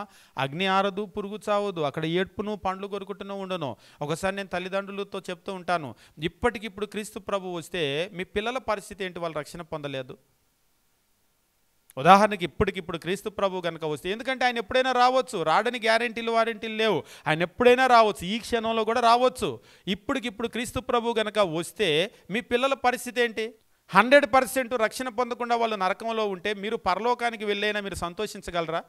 అక్కడ ఏడుస్తూ ధనవంతుడు అంటున్నాడు, అయ్యా నాకు 5 సహోదరులు ఉన్నారు భూమి మీద అని వాళ్ళ గురించి ఆలోచన చేస్తూ ఉన్నాడు. మీరు మీ పిల్లల గురించి ఆలోచన చేస్తున్నారా? వాళ్ళ 10th ఆలోచన చేస్తారు, ఇంటర్లో ఆలోచన చేస్తారు, పుట్టగానే వాళ్ళు ఎక్కడ దాకా చదవాలి అక్కడ దాకా ఆలోచన చేస్తారు. మరి ఎప్పుడైనా వాళ్ళ నిత్యత్వాన్ని గురించి ఆలోచన చేశారా? మా పిల్లలకు ఏ వయసు వచ్చిన తర్వాత రక్షణ వాళ్ళలోకి వాళ్ళు నడిపించాలి, ఏ వయసుకు వచ్చేసరికి వాళ్ళు దేవుళ్ళలోకి రావాలని ఎప్పుడైనా ఒక ప్లానింగ్ ఉందా? ఒక రక్షణ గురించి ఆలోచన చేశారా? వాళ్ళ ఆత్మను గురించి ఏమైనా అక్కర ఉందా? అంటే వాళ్ళని గురించి ఏమీ పట్టని తల్లిదండ్రులు మనం. ఏదో భౌతికంగా వాళ్ళని బాగా పెంచితే నేను బాగా పెంచాను, నేను మంచి తల్లిని మంచి తండ్రిని అని అనుకుంటున్నాం, కానీ వాళ్ళ ఆత్మను గురించి మనకి ఏమీ పట్టడం లేదు. ఖచ్చితంగా ఈ భూమి మీద వాళ్ళు ఒకవేళ బాగా మీరు చదివించే చదువును బట్టి ఉద్యోగం రావచ్చేమో, ఒకవేళ పెద్ద సంపాదన పెద్ద జీతాలు రావచ్చేమో, ఇల్లు వాకిలు అన్నీ సంపాదించవచ్చేమో, కానీ వాళ్ళ ఆత్మను మాత్రం వాళ్ళు సంపాదించుకోలేరు. ఎందుకంటే ఆత్మను సంపాదించాలంటే బాల్యంలోనే పునాదులు పడాలి. నిరీక్షణ అనేటువంటిది చాలా అవసరం. ఒకసారి పిల్లలు అడుగుతూ ఉంటారు, పిల్లలు అడిగేటప్పుడు వాళ్ళ అన్నయ్య బాప్తీసం పొందినప్పుడు స్మైలీ అడిగింది, నాకెప్పుడు బాప్తీసం అని చెప్పాం. అన్నయ్య ఈ వయసు వచ్చినప్పుడు పొందాడు కదా, నువ్వు కూడా ఆ వయసు వచ్చినప్పుడు పొందుదు కానీ అని. ఇప్పుడు ఆ వయసు లెక్క పెట్టుకుంటూ ఉంటారు, నాకు ఎప్పుడు వస్తుంది నాకు ఎప్పుడు వస్తుంది నాకు ఎప్పుడు వస్తుంది ఆ వయసు అని చెప్పేసి లెక్క పెట్టుకుంటూ ఉంటారు. కరెక్ట్గా 11 సంవత్సరాలు ఎప్పుడు వస్తుందో 10వ సంవత్సరం రాగానే కూడా వచ్చే సంవత్సరమేగా నాకు బాప్తీసం, అవును వచ్చే సంవత్సరం, ఆ వచ్చే సంవత్సరం కొరకు ఎదురు చూస్తారు. వచ్చే సంవత్సరం రాగానే నాకు ఇచ్చే అంటారు. మన పిల్లలు మనం ఎలాగ చదువు కొరకు ఎదురు చూస్తామో, ఎలాగ ఉద్యోగం కొరకు ఎదురు చూస్తామో, రక్షణ కొరకు అలా ఎదురు చూడాలి. నిజంగా ఒక చదువు ఒక ఉద్యోగం, ఒక చదువు మంచి మార్కులు వస్తే రిజల్ట్స్ వచ్చినప్పుడు ఎగ్గిరి గంతేస్తూ ఉంటారు, ఒక ఉద్యోగం వచ్చినప్పుడు ఎగ్గిరి గంతేస్తూ ఉంటారు. నిజంగా రక్షణ పొందినప్పుడు ఎగ్గిరి గంతేస్తున్నారా? నిజంగా వాళ్ళు కనుక దాన్ని ఎదురు చూస్తూ ఎదురు చూచింది కనుక దొరికితే ఆ ఫీల్ ఉంటుంది వాళ్ళకి. బాప్తీసమా ఇంకేముంది, నేను మా ఫ్రెండ్స్తో వెళ్ళలేనుగా, ఇంకా చచ్చాను పో అని చెప్పేసి నిజంగా ఇట్లా బాధపడుతున్నారా? ఎట్లా బాధపడే లెక్క అయితే అసలు మీరు బాప్తీసం తీసుకోవటం అనవసరం. రక్షణ అనేటువంటిది మనం ఎదురు చూడాలి, మనం థ్రిల్ అవ్వాలి. నాకెప్పుడు ఆ రక్షణ అనేటువంటిది మీరు బైబిల్లో చూడండి, రక్షణ పొందినటువంటి వాళ్ళు సంతోషిస్తూ వెళ్ళిపోయారు. ఐథియోపియా ఒక నపుంసకుడు గురించి మాట్లాడుతూ ఉంటాడు, ఆయన బాప్తీసం పొందిన తర్వాత రక్షణ పొందిన తర్వాత సంతోషిస్తూ వెళ్ళాడు.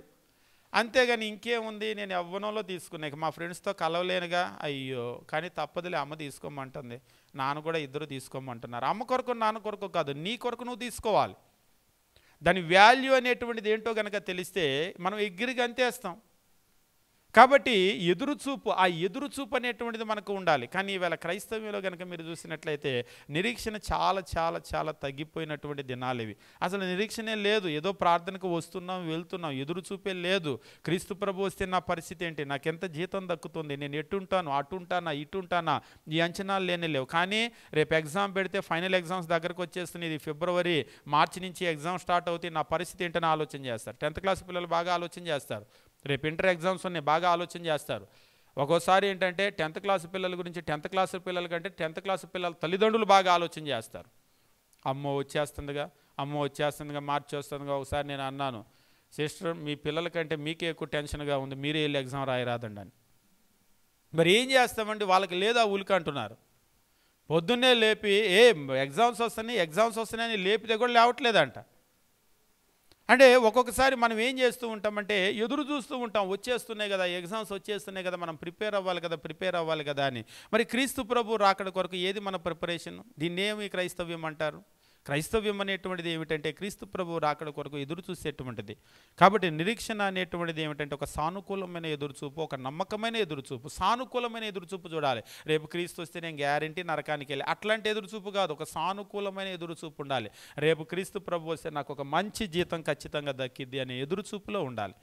రేపు ఖచ్చితంగా క్రీస్తు ప్రభు కనుక వచ్చినట్లయితే నాకు ఒక పెద్ద జీతం దక్కిద్ది, పెద్ద బహుమానం నాకు దక్కిద్ది, నేను ఉన్నతమైనటువంటి స్థితిలో ఉంటానని ఎదురు చూడాలి. అటువంటి ఎదురుచూపు, అటువంటి నిరీక్షణ మనకు ఉండాలి. ఒక సానుకూలమైన, ఒక నమ్మకమైనటువంటి ఒక ఎదురుచూపు మనకు ఉండాలి. క్రైస్తవ్యంలో.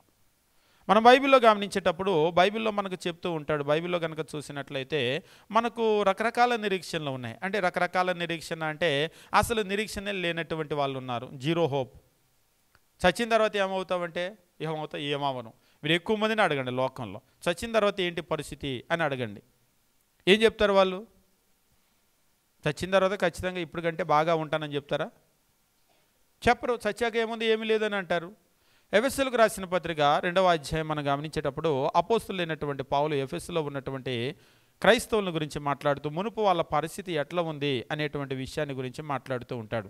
ఎఫెసీయులకు రాసిన పత్రిక 2వ అధ్యాయము 11వ వచనము మరియు 12వ వచనము గమనించినప్పుడు, కాబట్టి మునుపు శరీర విషయంలో అన్యజనులై ఉండి శరీరమందు చేతితో చేయబడిన సున్నతి గలవారు అనబడిన వారి చేత సున్నతి లేనివారు అనబడిన మీరు, అన్యుల గురించి మాట్లాడుతూ ఉన్నాడు. ఎఫెసీయులకు రాసిన పత్రిక 2వ అధ్యాయం 11వ వచనము, కాబట్టి మునుపు శరీర విషయములో అన్యజనులై ఉన్నారు, శరీరమందు చేతితో చేయబడిన సున్నతి గలవారు అనబడిన వారి చేత, అంటే యూదులు ఇజ్రాయేల్ ఎవరైతే ఉన్నారో వీళ్ళకి సున్నతి ఉంది, వాళ్ళకి సున్నతి లేదు.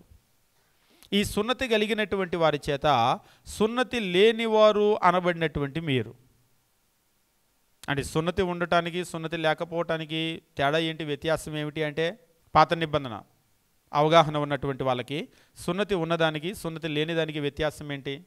సైన్స్ ప్రకారంగా కూడా సున్నతి మంచిదండి అన్నాడు. సైన్స్ ప్రకారం సోషల్ ప్రకారం అడగట్లేదు, మనకు ఆత్మ సంబంధంగా అడుగుతున్నాం. సున్నతి ఉన్నదానికి సున్నతి లేని దానికి వ్యత్యాసం ఏంటి? సున్నతి అనేటువంటిది దేవుడు అబ్రహాముకు పరిచయం చేసినప్పుడు ఆ గోప్యాంగ చర్మం కత్తిరించడం అనేటువంటిది నిబంధనకు గుర్తు. అంతేగా, అబ్రహాముతో దేవుడు నిబంధన చేశాడు. ఆ నిబంధనకు గుర్తు ఏమిటి అంటే ఈ సున్నతి. ఈ సున్నతి ఆ నిబంధనను జ్ఞాపకం చేస్తూ ఉంటుంది. నువ్వు నిబంధన ప్రజ, నువ్వు నిబంధనకు సంబంధించినటువంటి ప్రజలవు అనేటువంటిది గుర్తు చేస్తూ ఉంటుంది. కాబట్టి సున్నతి ఉన్నటువంటి వారి చేత మీకు సున్నతే లేదు. సున్నతి లేదంటే మీకు నిరీక్షణే లేదు. మాకు మా దేవుడు ఉన్నాడనే నిరీక్షణ, మాతో చేసినటువంటి నిబంధన. అబ్రహాముతో దేవుడు చేసిన నిబంధన ఏమిటి? నిబంధన అంటే ఒక ఒప్పందము, ఒక అగ్రిమెంటు. అబ్రహామును దేవుడు తన దేశంలో ఉన్నప్పుడు పిలిచాడు. ఏమని పిలిచాడు? అబ్రహామును పిలిచినప్పుడు దేవుడు ఏమని పిలిచాడు? ఒకళ్ళు అన్నారు అబ్రహామా అని పిలిచాడంట. ఆ అబ్రహాం అని పిలవకపోతే ఇస్సాక్ అని పిలుస్తాడు. అబ్రహాముని అబ్రహాం అనే పిలుస్తాడు. అబ్రహాముని ఏమని పిలిచాడంటే ఏం పేరు పెట్టి పిలిచాడని కాదు, ఆయనకి ఏమి ఇస్తానని పిలిచాడు. ఆదికాండము మనం గమనించేటప్పుడు 12వ అధ్యాయం మీరు గమనించండి. ఆదికాండం 12వ అధ్యాయము 1వ వచనము, యెహోవా నీవు లేచి నీ దేశము నుంచి, నీ బంధువుల యొద్ద నుంచి, నీ తండ్రి ఇంటి నుంచి బయలుదేరి నేను నీకు చూపించే దేశానికి వెళ్ళు. ఆదికాండం 12వ అధ్యాయము 1వ వచనము, నువ్వు లేచి నీ దేశం నుంచి, నీ బంధువుల యొద్ద నుంచి, నీ తండ్రి ఇంటి నుంచి బయలుదేరి నేను నీకు చూపించే దేశానికి వెళ్ళు. బాగా గమనించండి, నిన్ను గొప్ప జనముగా చేసి నిన్ను ఆశీర్వదించి నీ నామమును గొప్ప చేయుదును. నువ్వు వెళ్తే నేనేం చేస్తాననేది దేవుడు చెప్తున్నాడు. నువ్వు లేచి నీ దేశము నుంచి, నీ బంధువుల యొద్ద నుంచి, నీ తండ్రి ఇంటి నుంచి బయలుదేరి నేను నీకు చూపించే దేశానికి వెళ్ళు. నేను నీకు చూపించే దేశానికి వెళ్తే నిన్ను గొప్ప జనముగా చేస్తానన్నాడు. కానీ ఒక్క కుమారుణ్ణే ఇచ్చాడు. అయినా సరే దేవుని వాగ్దానం, ఏ ప్రామిస్ ఈజ్ ఏ ప్రామిస్. ఆయన గొప్ప జనంగా చేస్తానంటే చేస్తాడు. ఆయన మధ్యలో కూడా అప్పుడప్పుడు కొంత ఇల్యూస్ట్రేషన్ కూడా ఇచ్చాడు. ఎట్లా ఇచ్చాడంటే, ఇంకా పిల్లలే లేరు, అబ్రహాం బయటికి రా అన్నాడు. ఒక సాయంత్రం బయటకు వచ్చాడు. అప్పటికే కొంచెం చీకటి పడిందని మనకు అర్థమవుతుంది. ఎందుకంటే ఆకాశంలో నక్షత్రాలు వచ్చినాయి. పైకి చూడు అన్నాడు, చూశాడు. ఏం కనబడుతున్నాయి? ఆకాశంలో నక్షత్రాలు కనబడుతున్నాయి, లెక్క పెట్టు అన్నాడు. లెక్క పెట్టలేం కదా. అలా చేస్తాను నీ సంతానం అన్నాడు. కిందకు చూడు అన్నాడు, ఇసుక రేణువులు. లెక్క పెట్టు అన్నాడు, లెక్క పెట్టలేం కదా. అలా చేస్తాను నీ సంతానం అన్నాడు. కానీ అలా చేస్తానని ఒక బిడ్డను కూడా ఇవ్వలేదు. చివరికి ముసలోళ్ళు అయిపోయారు. అయినా సరే వాగ్దానం చేసిన దేవుడు నమ్మదగినవాడు కాబట్టి నమ్మాడు. ఒకే ఒక్క కుమారుణ్ణి చివరిలో చాలా వృద్ధాప్యంలో ఇచ్చి చివరికి ఆ ఇస్సాకును కూడా నాకు బలిగా ఇవ్వు అన్నాడు. ఈడు చేస్తే ఇంకేముందయ్యా, ఆకాశ నక్షత్రాలు అన్నావు, ఇసుక రేణువులు అన్నావు, వద్దొద్దు ఉన్నోడిని ఈడనన్నా మిగిలిన వాగ్దానం మిగలాలి కదా అనుకోలేదు. ఆయన ఇవ్వటానికి రెడీ అయిపోయాడు. ఎందుకంటే వాగ్దానం చేసిన వాడు దేవుడు నమ్మదగిన వాడు. ఆయన ఇస్తానంటే ఇస్తాడు. ఇస్సాకుని ఇచ్చేసినా కానీ ఆయన ఇస్తాడు అని నమ్మాడు కాబట్టి ఆయన ఇవ్వటానికి ముందుకు వచ్చాడు. అదే మనమైతే వాడు ఖాళీ అయితే ఇంకేముందయ్యా, నీ వాగ్దానాలన్నీ ఖాళీ అవుతే నేను ఇవ్వను అని అంటాం. కానీ అబ్రహాము నమ్మాడు. కాబట్టి అబ్రహాముకున్నటువంటి నిరీక్షణ ఏమిటి అంటే దేవుడు పిలిచినప్పుడు నిన్ను దీవిస్తాను అన్నాడు, నిన్ను గొప్ప జనముగా చేస్తాను అని అన్నాడు. అంటే ఆయన సంతానాన్ని విస్తరింపజేస్తాను అని చెప్పేసి అన్నాడు. అంతేకాదు ఆయన్ని ఆశీర్వించడం మాత్రమే కాకుండా 3వ వచనం కనుక చూసినట్లయితే నిన్ను ఆశీర్వదించే వాళ్ళని ఆశీర్వదిస్తాను, దూషించేటువంటి వాళ్ళని శపిస్తాను, భూమి యొక్క సమస్త వంశములు నీ యందు ఆశీర్వదించబడునని అబ్రహాముతో చెప్పాడు. అబ్రహాముకు దేవుడిచ్చినటువంటి ప్రామిస్ కనుక చూసినట్లయితే ఒకటి ల్యాండ్ ప్రామిస్, నీకు ఒక దేశాన్ని ఇస్తాను అన్నాడు. తర్వాత సీడ్ ప్రామిస్ అంటే ఆయన సంతానము దేవుడు వృద్ధి చేస్తానన్నాడు. అన్నింటికంటే గొప్ప దీవెన ఏమిటి అంటే ఈ లోక రక్షకుడు ఆయన సంతానంలో నుంచి వస్తాడు. ఈ లోకరక్షకుడు ఆయన సంతానంలోంచి వస్తాడు.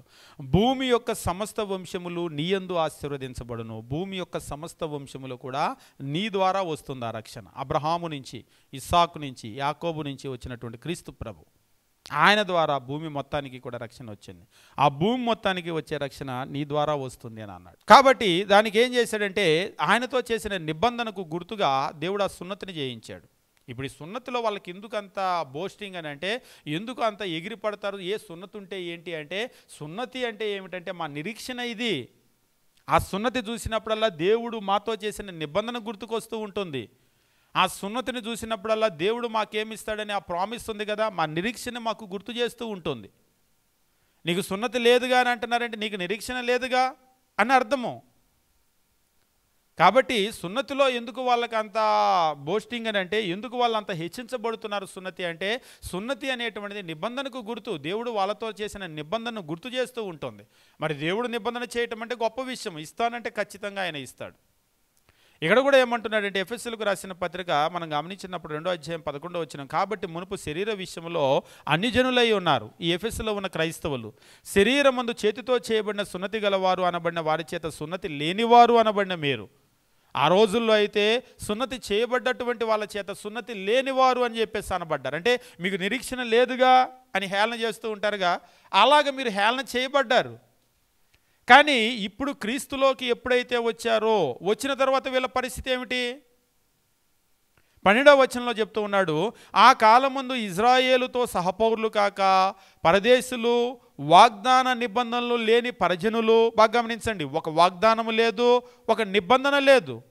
వాగ్దాన నిబంధన లేని పరజనులను, నిరీక్షణ లేని వారునో, లోకమందు దేవుడు లేని వారునై ఉండి క్రీస్తుకు దూరస్తులై ఉంటిరని మీరు జ్ఞాపకం చేసుకోండి. క్రీస్తులో లేనప్పుడు అంటే రక్షణ పొందనప్పుడు మీ పరిస్థితి ఎట్లా ఉందంటే, మీరు ఇజ్రాయేలీలతో సహపౌరులు కాదు, మీరు పరదేశులు, వాగ్దానాలు లేవు, నిబంధన లేదు, నిరీక్షణే లేదు. వాగ్దానాలు లేవు, నిబంధన లేదు, నిరీక్షణ లేదు. కానీ ఇప్పుడు ఎప్పుడైతే వాళ్ళు క్రైస్తవులు అయ్యారో వాళ్ళకంటూ ఒక వాగ్దానం వచ్చింది, ఒక ప్రామిస్, దేవుడు చేసిన ప్రామిస్ వచ్చింది, ఒక నిబంధన వచ్చింది, నిబంధనలోనికి వచ్చారు. అంతేకాదు చెప్తున్నాడు, వాళ్ళకంటూ ఒక నిరీక్షణ వచ్చింది. కాబట్టి ఈ లోకములో ఉన్నటువంటి అన్యుల విషయంలో అయితే వాళ్ళకి నిరీక్షణ లేదు. మీరు కావాలంటే చాలామందిని అడగండి, చచ్చాక ఏంటి అని అడగండి, లేకపోతే నీ భవిష్యత్తు ఏమిటి అనండి. ఆత్మహత్యలు చేసుకునే చాలామందిని చూడండి, ఆత్మహత్య చేసుకునేటువంటి అందరిలో కూడా ఒకటే కామన్ రీజన్ ఉంటుంది. అదేమిటి అంటే వాళ్ళకి నిరీక్షణ ఉండదు, వాళ్ళకి భవిష్యత్తును గురించినటువంటి నిరీక్షణ జీరో వచ్చేస్తుంది. ఇంకేముంది, ఇంకా మనకు భవిష్యత్తు లేదు కదా అనుకుంటేనే చచ్చిపోతారు. లేదు నాకు వండర్ఫుల్ భవిష్యత్తు ఉంది అని చెప్పేసి అనుకుంటే ఎవడన్నా చేస్తాడా? చావరు, ఎదురు చూస్తూ ఉంటారు, వాళ్ళ టైం కొరకు ఎదురు చూస్తూ ఉంటారు. ఇక లేదులే నాకు భవిష్యత్తు ఇక సున్నా అనుకున్న వాళ్ళు మాత్రమే ఆత్మహత్యలకు పాల్పడుతూ ఉంటారు. క్రైస్తవ జీవితంలో ఉన్నటువంటి ఒక గొప్ప దీవెన ఏమిటి అంటే మనకు నిరీక్షణ ఉంది. ఈ జీవితానికి సంబంధించిన నిరీక్షణే కాదు, ఈ లోకము దాటిన తర్వాత కూడా మనకు ఒక గొప్ప నిరీక్షణ ఉంది. అయితే లోకంలో ఉన్నటువంటి అన్యులకు ఆ నిరీక్షణ లేదు. మీరు కావాలంటే కొన్ని లక్షలు, కోట్ల రూపాయలు సంపాదించిన వాళ్ళని కూడా అడగండి, మీరు చచ్చాక ఏంటి అని. ఏముంటుంది, చచ్చాక ఏముండదుగా అని అంటారు. నిరీక్షణ ఉండదు వాళ్ళకి. కానీ మనకు ఒక నిరీక్షణ అనేటువంటిది ఉంది. కాబట్టి లోకంలో కనుక మీరు చూసినట్లయితే నిరీక్షణ లేనటువంటి వాళ్ళు ఉన్నారు. అంతేకాదు అంటే వాళ్ళకి వాగ్దానాలు అయితే, నిబంధనలు అయితే, భవిష్యత్తును గురించిన ఏ విధమైనటువంటి నిరీక్షణ లేని వాళ్ళు ఉన్నారు. ఇప్పుడు అబ్రహాం ఉన్నాడు, ఒక విషయం నేను మీకు చెప్తాను. అబ్రహాం ఉన్నాడు, నీకు ఒక దేశాన్ని ఇస్తానని తీసుకొని వచ్చాడు. దేశాన్ని ఇస్తానని తీసుకొని వచ్చిన తర్వాత దేవుడు ఆయన బ్రతికినంత కాలము కూడా దాదాపుగా అబ్రహాము 175 సంవత్సరాలు జీవించి మరణించినప్పుడు ఆయన పిలువబడినప్పుడు దాదాపుగా 75 సంవత్సరాల వయసు కంటే ముందుగానే ఆయన పిలువబడ్డాడు. అంటే అట్లీస్ట్ ఆయన ఒక 100 సంవత్సరాల పైన దేవుడు పిలిచిన తర్వాత వచ్చి 100 సంవత్సరాలు తిరిగి 100 సంవత్సరాలు దేవునితో తిరిగి చచ్చిపోయాడు. కానీ దేవుడు ఇస్తానన్నటువంటి ఆ దేశం ఆయన చచ్చిపోయేటప్పుడు కూడా ఇవ్వలేదు. అబ్రహాము చచ్చిపోయేటప్పటికి ఇంకా ఆయనకి దేశం ఇవ్వలేదు. నీ తర్వాత నీ సంతానానికి ఇస్తానన్నాడు, ముందే చెప్పాడు. 400 సంవత్సరాల తర్వాత ఇస్తానని అన్నాడు. బాగా గమనించండి, అబ్రహాముకు ముందే చెప్పాడు. 15వ అధ్యాయం, నీ సంతానం తమది కాని దేశానికి వెళ్తారు, అక్కడ 400 సంవత్సరాలు వాళ్ళు వీళ్ళని ఇబ్బంది పెడతారు, తర్వాత నేను వాళ్ళని విడుదల చేస్తాను, విడుదల చేసి ఏ దేశం అయితే నీకు తిప్పి చూపించానో ఆ దేశం అప్పుడు నేను నీకు ఇస్తాను అని ఆయన ప్రామిస్ చేశాడు. ఆ ప్రామిస్ని ఆయన నమ్మాడు కాబట్టి చచ్చిపోయే వరకు కనిపెట్టుకొని ఉన్నాడు. ఆ ప్రామిస్ని ఆయన కొడుకు ఇస్సాకు నమ్మాడు కాబట్టి చచ్చిపోయే వరకు కనిపెట్టాడు. ఆ ప్రామిస్ని ఆయన కొడుకు యాకోబు నమ్మాడు కాబట్టి చచ్చిపోయే వరకు కనిపెట్టాడు. ఆ ప్రామిస్నే వాళ్ళు నమ్మారు కాబట్టి ఐగుప్తు దేశంలో బానిసలుగా ఉండి కూడా వాళ్ళు దాన్ని కనిపెట్టుకుంటూనే ఉన్నారు. అయ్యా మరి ఇస్తానన్నావు, ఎప్పుడని. బాగా గమనించండి. అని మాట్లాడితే కొన్ని రాజకీయాలు అంటారు, వాళ్ళ జోలు వద్దులే. కానీ కొంతమంది రాజకీయ నాయకులు ఏదైనా ప్రామిస్ చేసిన జనాలు నమ్మరు, ఎందుకంటే వాళ్ళు ఇచ్చేవాళ్ళు కాదు, చచ్చేవాళ్ళు కాదని. ఉదాహరణకి అబ్రహాం కూడా దేవుడు ఇచ్చేవాడు కాదు, చచ్చేవాడు కాదని చెప్పేసి అనుకున్నాడు అనుకోండి, ఏం చేస్తుండేవాడు? అనవసరంగా వచ్చాం మా ఊరి నుంచి, వచ్చేటప్పుడే మా ఆవిడ చెప్పింది, శారా వద్దు బాబు అక్కడికి, ఎక్కడో తెలియని దగ్గరికి ఎందుకు ఉందాం, ఊరిలో సొంత వాళ్ళని వదిలిపెట్టి, చుట్టాలను వదిలిపెట్టి, బంధువులను వదిలిపెట్టి అని పశ్చాత్తాపడి మళ్ళీ వెనక్కి వెళ్ళేవాడు. ఆయన ఎందుకు వెనక్కి వెళ్ళలేదు అంటే ఆయన 100కి 100 పాలు నిరీక్షించాడు. ఆ నిరీక్షణ ఆయనకి ఉంది, అందుకని అక్కడే ఉండి అక్కడే చచ్చిపోయాడు. ఆయన తర్వాత ఇస్సాకు కూడా ఎందుకు వెనక్కి వెళ్ళలేదు అంటే 100కి 100 పాలు ఆయన నిరీక్షించాడు, అందుకని అక్కడే ఉండి అక్కడే చచ్చిపోయాడు. యాకోబు వాళ్ళ మామ లాబాన్ దగ్గరికి వెళ్ళాడు, వెళ్ళి మరలా వెనక్కి వచ్చేసాడు. ఎందుకు వచ్చాడు? ఆ భూమంతా కూడా ఆయనకే ఇవ్వబోతాడు. ఇప్పుడు అమెరికా వెళ్ళిన వాళ్ళు నాకు ఇక్కడే మంచి జీవితం ఉందంటే అక్కడే సెటిల్ అయిపోతారు. లేదు ఇక్కడ ఒక 100 ఎకరాలు ఉందనుకోండి, ఏం చేస్తారు? వెళ్ళిపోయి అక్కడ ఉన్నట్టు ఉంటారా? ఏమొద్దు నేను వెళ్ళిపోతాను అంటారు. ఎందుకు? ఇక్కడ ఉన్నదాన్ని ఎందుకు వదులుకుంటారు? కాబట్టి అక్కడికి వెళ్ళిపోయినటువంటి యాకోబు భార్యను పట్టుకొని, పిల్లలను పట్టుకొని, మందలను పట్టుకొని, మీరు చూడండి కొన్ని 100 మైళ్ళు నడిచి మరలా ఎందుకు ఇక్కడికి వచ్చాడంటే ఆ నిరీక్షణ, దేవుడు ఆ దేశాన్ని నాకే ఇవ్వబోతాడు, నేనే కదా వారసుడిని అని మరలా వెనక్కి వచ్చాడు. వాళ్ళ జీవితాలన్నింటినీ కూడా నడిపించింది ఏమిటి అంటే దేవుడు చేసిన వాగ్దానాన్ని నమ్మారు. ఆ నిరీక్షణ వాళ్ళ చేత అక్కడికి వచ్చేటట్లుగా, దాన్ని ఎదురు చూచేటట్లుగా చేసింది. ఈరోజు క్రైస్తవ జీవితంలో మనకి నిరీక్షణ ఉంటే ఒకలా జీవిస్తాము, నిరీక్షణ లేకపోతే ఒకలా బ్రతుకుతాం. ఒకవేళ దేవుడు పరలోకం ఆయన వస్తాడు, తీర్పు తీరుస్తాడు, నాకు గొప్ప బహుమానం ఇస్తాడు అంటే అబద్ధం ఆడం, మోసం చేయం, అన్యాయం చేయం.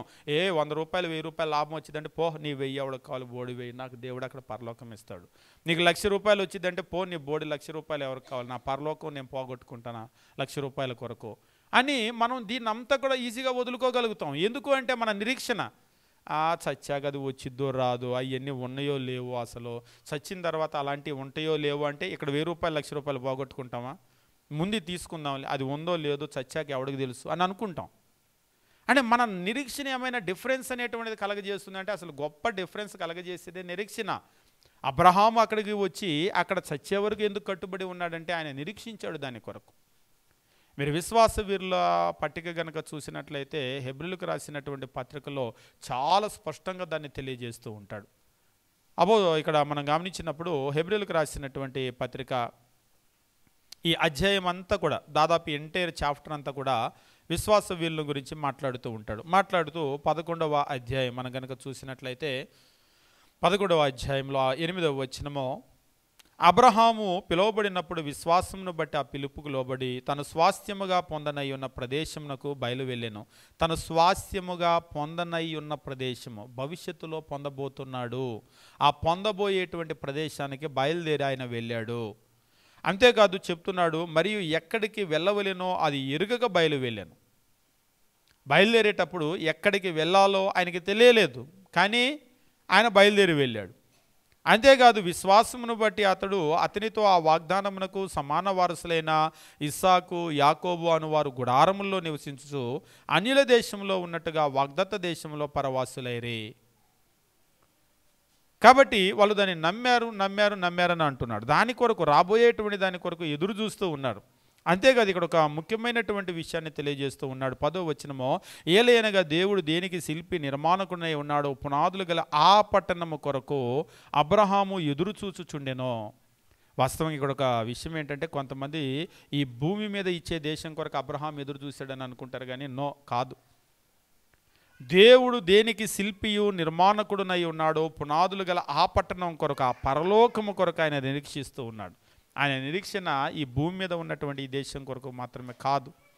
దేని కొరకు ఆయన ఎదురు చూశాడంటే, దేవుడు దేనికి శిల్పిగా ఉన్నాడో, నిర్మాణకుడుగా ఉన్నాడో, దేవుడు కట్టినటువంటి ఆ పట్టణం కొరకు ఆయన ఎదురు చూస్తూ బ్రతికాడు.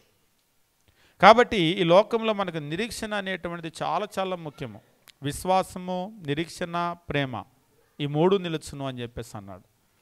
ఈరోజు క్రైస్తవుల్లో కనుక మీరు చూసినట్లయితే నిరీక్షణ చాలామందిలో ఉండటం లేదు. ఉన్నా కానీ ఏమి నిరీక్షణ అంటే, నేను దేవుడి దగ్గరికి వచ్చాక నా అప్పు తీరిద్ది, దేవుడి దగ్గరికి వచ్చింది కానీ నా కష్టం తీరిద్ది, దేవుడి దగ్గరికి వచ్చాక నాకు చదువు వచ్చిద్ది, ఉద్యోగం వచ్చిద్ది, లేకపోతే నాకేదో మంచి జీతం వస్తుంది, ఇల్లు కట్టుకుంటాను, ఇంతవరకే ఉంటుంది. కానీ ఉన్నతమైనటువంటి విషయాల కొరకు వాళ్ళు నిరీక్షించటం లేదు. ఆ నిరీక్షించేది కూడా నేర్పటం లేదు. ఈ పిలిచే అయ్యగారులు కూడా ఎట్లా ఉంటున్నారంటే, నువ్వు దేవుడి దగ్గరికి రా, అప్పులు తీరుతాయి, బాధలు తీరుతాయి, లేకపోతే చదువు బాగా వచ్చింది, ఉద్యోగం వచ్చింది, ఇవి చెప్తున్నారు. కానీ నువ్వు దేవుడి దగ్గరికి రా, రాబోయే లోకం ఒకటి ఉంది, అక్కడికి మనం చేరబోతామనేటువంటి విషయాల గురించి తెలియజేయటం లేదు. కాబట్టి మనం గమనించవలసినటువంటి విషయం ఏమిటంటే, లోకంలో నిరీక్షణ అనేటువంటి విషయంలో నిరీక్షణ లేనటువంటి వారు ఉన్నారు. మరొక విషయాన్ని నేను తెలియజేసి నేను ముగిస్తాను. అదేమిటి అంటే, అపోస్తులైనటువంటి పౌలే దెస్సలోనికి రాసినటువంటి పత్రిక మనం గమనించినప్పుడు, అపోస్తులైనటువంటి పౌలు దెస్సలోనికి రాసినటువంటి మొదటి పత్రిక 4వ అధ్యాయం మనం గమనించినప్పుడు, 4వ అధ్యాయము దాదాపుగా చనిపోయినటువంటి ఏ కార్యక్రమం దగ్గర అయినా, శవాల దగ్గర చెప్పేదంతా ఈ వాక్యమే, చనిపోయిన వాళ్ళ దగ్గర సమాధి కార్యక్రమాల దగ్గర చెప్పేదంతా ఈ వాక్యమే, జ్ఞాపకార్థ కూడికలకి మేము చెప్పేది కూడా ఈ వాక్యమే. ఇక మొదటి దశలోనికి 4వ అధ్యాయం 13వ వచనం అనేటువంటిది ఇక నోటెడ్ అనమాట. ఇక చచ్చిపోయారంటే ఇక ఈ వాక్యం తీయటమే. ఏముంది ఈ వాక్యంలో అంటే, దశలోనికి రాసిన మొదటి పత్రిక 4వ అధ్యాయము 13వ వచనంలో పౌలు గారు చెప్తూ ఉన్నాడు, సహోదరులారా, నిరీక్షణ లేని ఇతరుల వలె మీరు దుఃఖపడకుండా నిమిత్తమో నిద్రించుచున్న వారిని గురించి మీకు తెలియకుండా మాకు ఇష్టం లేదు. నిద్రించుచున్నవారు అని అన్నాడు. ఇక్కడ చనిపోయారు, మృతులు అని చెప్పేసి మనం అంటాం కదా, వాళ్ళని నిద్రించుచున్నారు అని అన్నాడు. బైబిల్ ఎప్పుడు నిద్రిస్తున్నారు అంది. ఎందుకు నిద్రిస్తున్నారంటే, నిద్రపోయిన మనిషి ఎట్లాగైతే లేస్తాడో వీళ్ళందరూ లేపబడతారు, అందుకని నిద్రిస్తున్నాడు. మీరు ఎప్పుడైనా సరే మీ ఇంటికి మీ అమ్మో, నాన్నో, లేకపోతే అక్కో, చెల్లో, తమ్ముడో ఎవరో వచ్చి, మీ చుట్టాలో, బంధువులో మీ ఇంట్లో మంచం మీద పడుకొని నిద్రపోతున్నారు, మంచం దగ్గర కూర్చొని ఏడుస్తారా? మీరు నిద్రపోయే మనిషి మంచం దగ్గర కూర్చొని ఏడుస్తారా? ఎప్పుడు ఏడవలేదా? ఎప్పుడు నిద్రపోయే మనిషి మంచం దగ్గర కూర్చొని ఎప్పుడు మీరు ఏడవలేదా? పోనీ ఇప్పుడు బాగా వినండి, అదే మంచం మీద చచ్చిపోయారు, ఇప్పుడు కూడా ఏడవరా? ఇప్పుడు ఎందుకు ఏడుస్తున్నారు? ఇందాక ఎందుకు ఏడవలేదు? ఇందాక లేస్తాడు కాబట్టి ఏడవలేదు. ఇప్పుడు లేవడా? క్రీస్తు ప్రభు 2వ రాకడ వస్తుంది, లేవరా? మరి ఇప్పుడు ఎందుకు ఏడుస్తారు? లోకంలో వాళ్ళకంటే ఆ విషయం తెలియదు. మమ్మల్ని వదిలిపెట్టిపోయావా అని చెప్పేసి ఏడుస్తూ ఉంటారు. మామూలుగా కాదు, గుండెలు బాధ కొట్టుకుంటా, ఎంత పని చేసావయ్యా, మమ్మల్ని వదిలిపెట్టి వెళ్ళిపోయావా, మరి నేనేమవ్వాలి, పిల్లలేమవ్వాలి, ఒకసారి ఏడుస్తూ ఉంటారు. వీళ్ళందరినీ ఎట్ట పోషించాలి, ఏదో ఇప్పుడు దాకా వీళ్ళే పోషించినట్టు. ఆ దేవుడు ఉన్నాడుగా, ఇప్పుడు దాకా పోషించిన ఆ భగవంతుడు ఉన్నాడుగా, ఇక మీదట ఆయనే పోషిస్తాడు. కాబట్టి ఆ నిరీక్షణ ఎవరికైతే లేదో వాళ్ళకి ఆ దుఃఖం కలుగుతుంది. అదే నిరీక్షణ ఉన్నటువంటి వాళ్ళకైతే, ఇక్కడ అదే చెప్తున్నాడు. ఏమన్నా అంటూ ఉన్నాడంటే, 13వ వచనం మనం గమనించినప్పుడు, సహోదరులారా, నిరీక్షణ లేని ఇతరుల వలె మీరు దుఃఖపడకుండా నిమిత్తం, అంటే నిరీక్షణ లేనటువంటి వాళ్ళు దుఃఖపడతారు. ఎందుకు దుఃఖపడతారంటే, వాళ్ళకి నిరీక్షణ లేదు. క్రీస్తు ప్రభు మరలా వస్తున్నాడు, తిరిగి లేస్తారు, మృతులందరూ కూడా లేపబడతారు, మనము రక్షణ పొందినటువంటి వారము కాబట్టి ఆయనతో ఉంటాం, పరలోకంలో ఉంటాం, సదాకాలం ఆయనతో ఉంటాం. ఈ నిరీక్షణ వాళ్ళకి లేదు, అందుకే దుఃఖపడతారు. ఒకవేళ ఈ విషయాలన్నీ తెలిసినా ఖచ్చితంగా గ్యారంటీ నేను నరకానికి అనుకుంటే కూడా నువ్వు దుఃఖపడాలి. ఎందుకంటే క్రీస్తు ప్రభు వస్తాడని నాకు తెలుసు, ఆయన బహుమానం ఇస్తాడు నాకు తెలుసు, కానీ నేను నరకానికి వెళ్ళే బ్యాచ్ అంటే నువ్వు దుఃఖపడాలి. వాళ్ళు రక్షణ పొందకుండా ముగించారే అంటే కూడా నువ్వు దుఃఖపడాలి, అయ్యో రక్షణలో లేరు కదా అని. ఒకసారి నేను జ్ఞాపకం చేస్తూ ఉంటాను, వాళ్ళు ప్రేమించిన తల్లిదండ్రులు రక్షణలో లేకుండా గనక మరణిస్తే నిజంగా బాధపడాల్సినటువంటి సమయం అది. ఎందుకంటే వాళ్ళ ఆత్మను శాశ్వతంగా కోల్పోయారు. మీరు అగ్ని ఆరదు, పురుగు చావదు, అక్కడ ఏడ్పును పండ్లు కొరుకుటను ఉండును. ఒకసారి నరకాన్ని గురించి చెప్తూ ఉంటే ఒకళ్ళు అన్నారు, ఇదంతా తలుచుకుంటే చాలా బాధేస్తుందండి, మా నాన్న రక్షణ పొందకుండా చనిపోయాడు, ఇప్పుడు ఇవన్నీ మా నాన్నకు వర్తిస్తాయి కదా అని అన్నారు. ఎస్, 100% వర్తిస్తాయి, మీరు అన్నది నిజం. అంటే వాళ్ళకి బాగా అర్థమైంది, మా నాన్న రక్షణ లేకుండా చనిపోయాడు, ఇవన్నీ మా నాన్నకు వర్తిస్తాయి కదా నరకంలో ఏదైతే చెప్పారో అని. 100% వర్తిస్తాయి. మసిపూసి మారేడుగా చేయలేం మనం, 100% వర్తిస్తాయి. మీ పిల్లలు కనుక రక్షణ లేకుండా ఉంటే 100% వాళ్ళకి వర్తిస్తాయి, 100% వర్తిస్తాయి. దాన్ని మనమేం మాయ చేయలేం, నిజమది. కొంతమంది ఏం చేస్తారంటే షుగర్ కోటెడ్ పిల్స్ లాగా సత్యాన్ని చెప్పేటప్పుడు కవర్ చేస్తూ ఉంటారు. 100% వర్తిస్తాయి అవి, రక్షణ పొందనటువంటి వారికి వర్తిస్తాయి, దేవునికి దూరంగా ఉన్నటువంటి వాళ్ళకి వర్తిస్తాయి. అదే చెప్తున్నాడు. ఏమని అంటున్నాడంటే, సహోదరులారా, నిరీక్షణ లేని ఇతరుల వలె, అంటే ఇతరులకు నిరీక్షణ లేదు, లోకంలో ఉన్నటువంటి అన్యులకు నిరీక్షణ లేదు, వారి వల్లే దుఃఖపడకుండా నిమిత్తము నిద్రించుచున్న వారిని గురించి మీకు తెలియకుండా మాకు ఇష్టము లేదు అని అంటున్నాడు. కాబట్టి లోకంలో అన్యులు ఉన్నారు, వాళ్ళకి నిరీక్షణ లేదు. క్రీస్తు ప్రభు వస్తాడు, వచ్చినప్పుడు మృతులంతా కూడా లేస్తారు, లేచినప్పుడు తీర్పు తీరుస్తాడు, తీర్పు తీర్చినప్పుడు నాకు ఒక మంచి బహుమానం వస్తుందనేటువంటి నిరీక్షణ వాళ్ళకి లేదు. కొంతమందికి అయితే అసలు ఈ విషయాలు ఏమీ తెలియదు, నిరీక్షణ లేదు. కొందరికి ఎలాగంటే ఫస్ట్ హాఫ్ తెలుసు, క్రీస్తు ప్రభు వస్తాడు, మృతులు లేస్తారు, మరణం తర్వాత మరో జీవితం ఉంది అన్నంతవరకు తెలుసు, కానీ వాళ్ళు రక్షణ పొందరు. రక్షణ పొందకపోతే వాళ్ళు కూడా దుఃఖపడాలి, ఎందుకంటే ఆయన వచ్చినప్పుడు ఖచ్చితంగా అగ్ని ఆరదు, పురుగు చావదు, అక్కడ ఏడ్పును పండ్లు కొరుకుటను ఉండను అనేటువంటి ఆ నిత్య నరకంలోనికి వెళ్ళాలి. ఈవేళ మీ కుటుంబ సభ్యులు మీ ఎదుటే కనుక బాధపడుతుంటే మీరేం కోరుకుంటారు? నేను ఒకసారి మీకు చెప్పాను, ఒక క్యాన్సర్ పేషెంట్ పెద్ద ఆయనే, చాలా కాలము బెడ్లో ఉండి చివరికి బెడ్ సోర్స్ వచ్చేసి పడుకొని పుండ్లు పడిపోతాయి కదా. నిజంగా అవి మరీ నరకం. ఎట్లా ఉంటాయంటే కొంచెం ఒంట్లోనే ఓపిక ఉండదు, పేషెంట్ కదా, కొంచెం ఇట్లా కదలలేరు. ఎందుకంటే మాకు కూడా తెలుసు, మా నాన్న కూడా చివరికి క్యాన్సర్ వచ్చేసి బెడ్లోనే పడిపోయారు. డాక్టర్ దగ్గరికి వెళ్ళినప్పుడు ఆయన ఒకటే చెప్పాడు, బెడ్ సోర్స్ రాకుండా చూసుకోండి. అంటే పడుకొని పుండ్లు పడిపోతాయి కదా, అవి గనక పడ్డాయి అంటే తగ్గవు, మనిషికి నిజంగా నరకం అని చెప్పేసి అన్నాడు. అవి పడకుండా చూసుకోండి. అందుకని ఇప్పుడు విచిత్రమైనటువంటి బెడ్లు వస్తాయి, అంటే ఆ బెడ్లు కూడా ఎయిర్ బెడ్లు ఉంటాయి కదా, అవి ఇలా ఉంటాయి అన్నమాట. అలా ఉండి లోపలికి గాలి వెళ్తూ ఉంటాయి. అటువంటి బెడ్ కూడా కొనుక్కొచ్చాం. అంటే ఇవన్నీ కొనుక్కురావటం వెనకాల ఉన్నటువంటిది ఏంటంటే వాళ్ళ పెయిన్ని తగ్గిద్దామో, అవి పడ్డాయి అంటే చాలా నరకమో. కానీ మీరు నమ్ముతారా, బెడ్ సోర్స్ కంటే కూడా నరకం భయంకరంగా ఉంటుంది. బెడ్ సోర్స్ అసలు ఎందుకు పనికిరాదు, బెడ్ సోర్స్ నథింగ్ అనమాట. నరకంలో ఉన్నటువంటి వేదన ముందు ఈ వేదన నథింగ్ అసలు.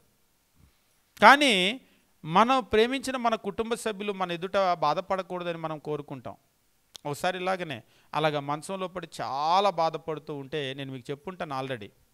ఆమె భార్య ఏమని ప్రార్థన చేసిందంటే, చూడలేకపోతున్నాం తీసుకెళ్ళిపోమని చెప్పేసి దేవునికి ప్రార్థన చేసింది. ఒకసారి నేను వెళ్తే ఆమె అంటూ ఉంది, అయ్యా మరి అంకులు ఇలా బాధపడుతున్నారు కదా, నేను దేవుని దగ్గర ఒక ప్రార్థన చేశాను, కరెక్ట్ ఏమో చెప్పాను. ఏం చేశారు అంటే, చూడలేకపోతున్నాం తీసుకెళ్ళిపోయా అని చెప్పేసి అడిగాను, అలా ప్రార్థన చేయటం తప్పు కాదు కదా అని అంది. పోనీ నేను చెప్తాను వినండి, అలా వద్దు అయ్యా, ఇలాగనే అలా బాధపడతా మా కళ్ళ ముందు సంవత్సరం ఉంచు అని ప్రార్థన చేయగలమా? ఏదో మనతో ఉండాలని కోరుకుంటాం కానీ ఆ బాధను చూడలేం కదా. ఆ బాధను చూడలేక అప్పుడు మనం చివరికి ఏం ముగింపుకు వస్తామంటే, వాళ్ళు బాధపడుతున్నారు తీసుకెళ్ళిపోని వాళ్ళ బాధను తగ్గించడానికి కోరుకుంటాం. ఇప్పుడు మన ముందు బాధపడితే ఎంతకాలం బాధపడతారు? పోనీ క్యాన్సర్ పేషెంట్ బాధపడుతున్నారు బెడ్లో, ఎంతకాలం బాధపడతారు? ఒక 1 ఇయర్ కూడా ఉండదు, కొన్ని గంటలు, కొన్ని వారాలు, కొన్ని నెలలు, అంతేగా, అంతకుమించి ఏమి ఉండదుగా. ఒక 50 సంవత్సరాలు ఏమి బెడ్లో బాధపడరుగా. మరి దీనికే ఇలాగ అనుకుంటే మనము దాన్నే చూడలేకపోతే, నరకం అనేటువంటిది నిత్యమైనటువంటి స్థలము, అగ్ని ఆరదు, పురుగు చావదు, అక్కడ ఏడ్పుడు పండ్లు కొరుకుటూ ఉండును, యుగ యుగాలు కూడా వాళ్ళు అక్కడ బాధపడుతూ ఉంటారు, దానికి ఒక ముగింపు ఉండదు. మరి దాని గురించి ఎందుకు మీరు తేలిగ్గా తీసుకుంటారు? అన్యులకు నిరీక్షణ అనేటువంటిది లేదు. నిజంగా మనకు ఆ నిరీక్షణ ఉంది, క్రీస్తు ప్రభు మరలా వస్తాడు. కొంతమంది నిరీక్షణ ఎంతవరకు అంటే అసలు చనిపోయిన తర్వాత ఏముంటుందో ఏం తెలియదు. కొంతమందికి అయితే క్రీస్తు ప్రభు ఉన్నాడు, ఆయన తిరిగి వస్తాడు, తీర్పు తీరుస్తాడు అనేటువంటి తెలుసు, కానీ అంతవరకు తెలుసు, కానీ ఆ తరువాత విషయాలను వాళ్ళు ఆలోచన చేయటం లేదు. కానీ మనం ఆలోచన చేయాల్సింది ఏంటంటే క్రీస్తు ప్రభు గనక వస్తే ఇప్పటికిప్పుడు ఆయన గనక వచ్చినట్లయితే నాకు ఏం జీతం దక్కబోతుందని ఒకసారి మీరు ఆలోచన చేసుకోండి. క్యాలిక్యులేటర్ ఉంటే కొట్టి చూసుకోండి, నేను ఏం చేశాను, ఎంత చేశాను, నాకు ఏం వస్తుంది అని బేరీజు వేసుకోండి, లెక్కలు వేసుకోండి. ఒకసారి కొంతమంది బాగా లెక్కలు వేస్తారు, అప్రాక్సిమేట్లీ అటు ఇటుగానే ఉంటాయి, చాలా కరెక్ట్గా వేస్తూ ఉంటారు. కాబట్టి సాయంత్రం అయితే టీవీలు చూస్తాం, మనకంటూ కొన్ని ఫేవరెట్ సీరియళ్ళు ఉన్నాయి, సీరియళ్ళు చూస్తాం, లేకపోతే సినిమాలు చూస్తాం, లేకపోతే మనం లోకంలో ప్రతి కార్యం అంటే మన చుట్టూ ఉండే అన్యులు ఏవైతే చేస్తారో అన్నీ చేస్తూ ఉన్నాం.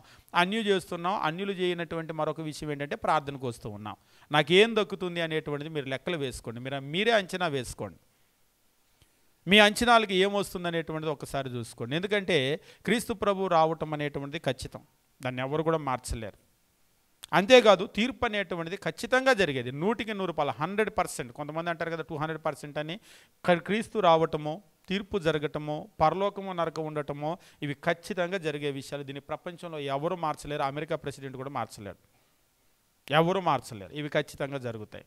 కాబట్టి మనం ఎక్కడికి వెళ్ళబోతాం అనేటువంటి దాని గురించి మనం ఆలోచన చేయాలి. క్రైస్తవ జీవితంలో నిరీక్షణ అనేటువంటిది చాలా గొప్పది. ఈ నిరీక్షణ ఎవరికైతే కలిగి ఉంటుందో జీవితం చాలా వరకు మారుతుంది. మన ఆత్మీయ ఎదుగుదలకి ఈ నిరీక్షణ చాలా చాలా చాలా ఉపయోగపడుతుంది. నిరీక్షణే లేనటువంటి వారిగా గనక మనం ఉన్నట్లయితే మన జీవితం అన్యుల్లో కలిసిపోయే లోకంలో ఒకటిలాగా మనం బ్రతుకుతూ ఉంటాం. ఈ నిరీక్షణ ఏం చేస్తుందంటే వాళ్ళ నుంచి మనల్ని దూరం చేస్తుంది, ఆ నిరీక్షణ. కాబట్టి రాబోయేటువంటి రోజుల్లో నిరీక్షణ గురించి మనము కొన్ని విషయాలు నేర్చుకుందాం. కాబట్టి నిరీక్షణ అనేటువంటిది ఏంటంటే ఒక సానుకూలమైన ఎదురుచూపు, ఒక నమ్మకమైన ఎదురుచూపు. నా ప్రభు వస్తాడు, వచ్చినప్పుడు ఖచ్చితంగా నాకు బహుమానం దొరుకుతుంది, ఒక మంచి బహుమానం దొరుకుతుంది అనేటువంటి ఎదురుచూపు. లోకంలో ఉన్నటువంటి వారికి అది తెలియదు, అది లేదు. మీరు పాత నిబంధనలో భక్తులందరి జీవితాలు కూడా చూసినప్పుడు వాళ్ళందరిలో కూడా నిరీక్షణ ఉంటుంది. ఆ నిరీక్షణ ఏం చేసిందంటే వాళ్ళని మార్చేసింది. ఈరోజు ఆ నిరీక్షణ మనలో కూడా ఉంటే మన జీవితాలు మారతాయి. కాబట్టి అలాగ మనం నిరీక్షణ కలిగినటువంటి వారిగా మనం అందరము కూడా ముందుకు వెళ్దాం. దేవుడు మనల్ని, మన కుటుంబాలను దీవించునుగాక.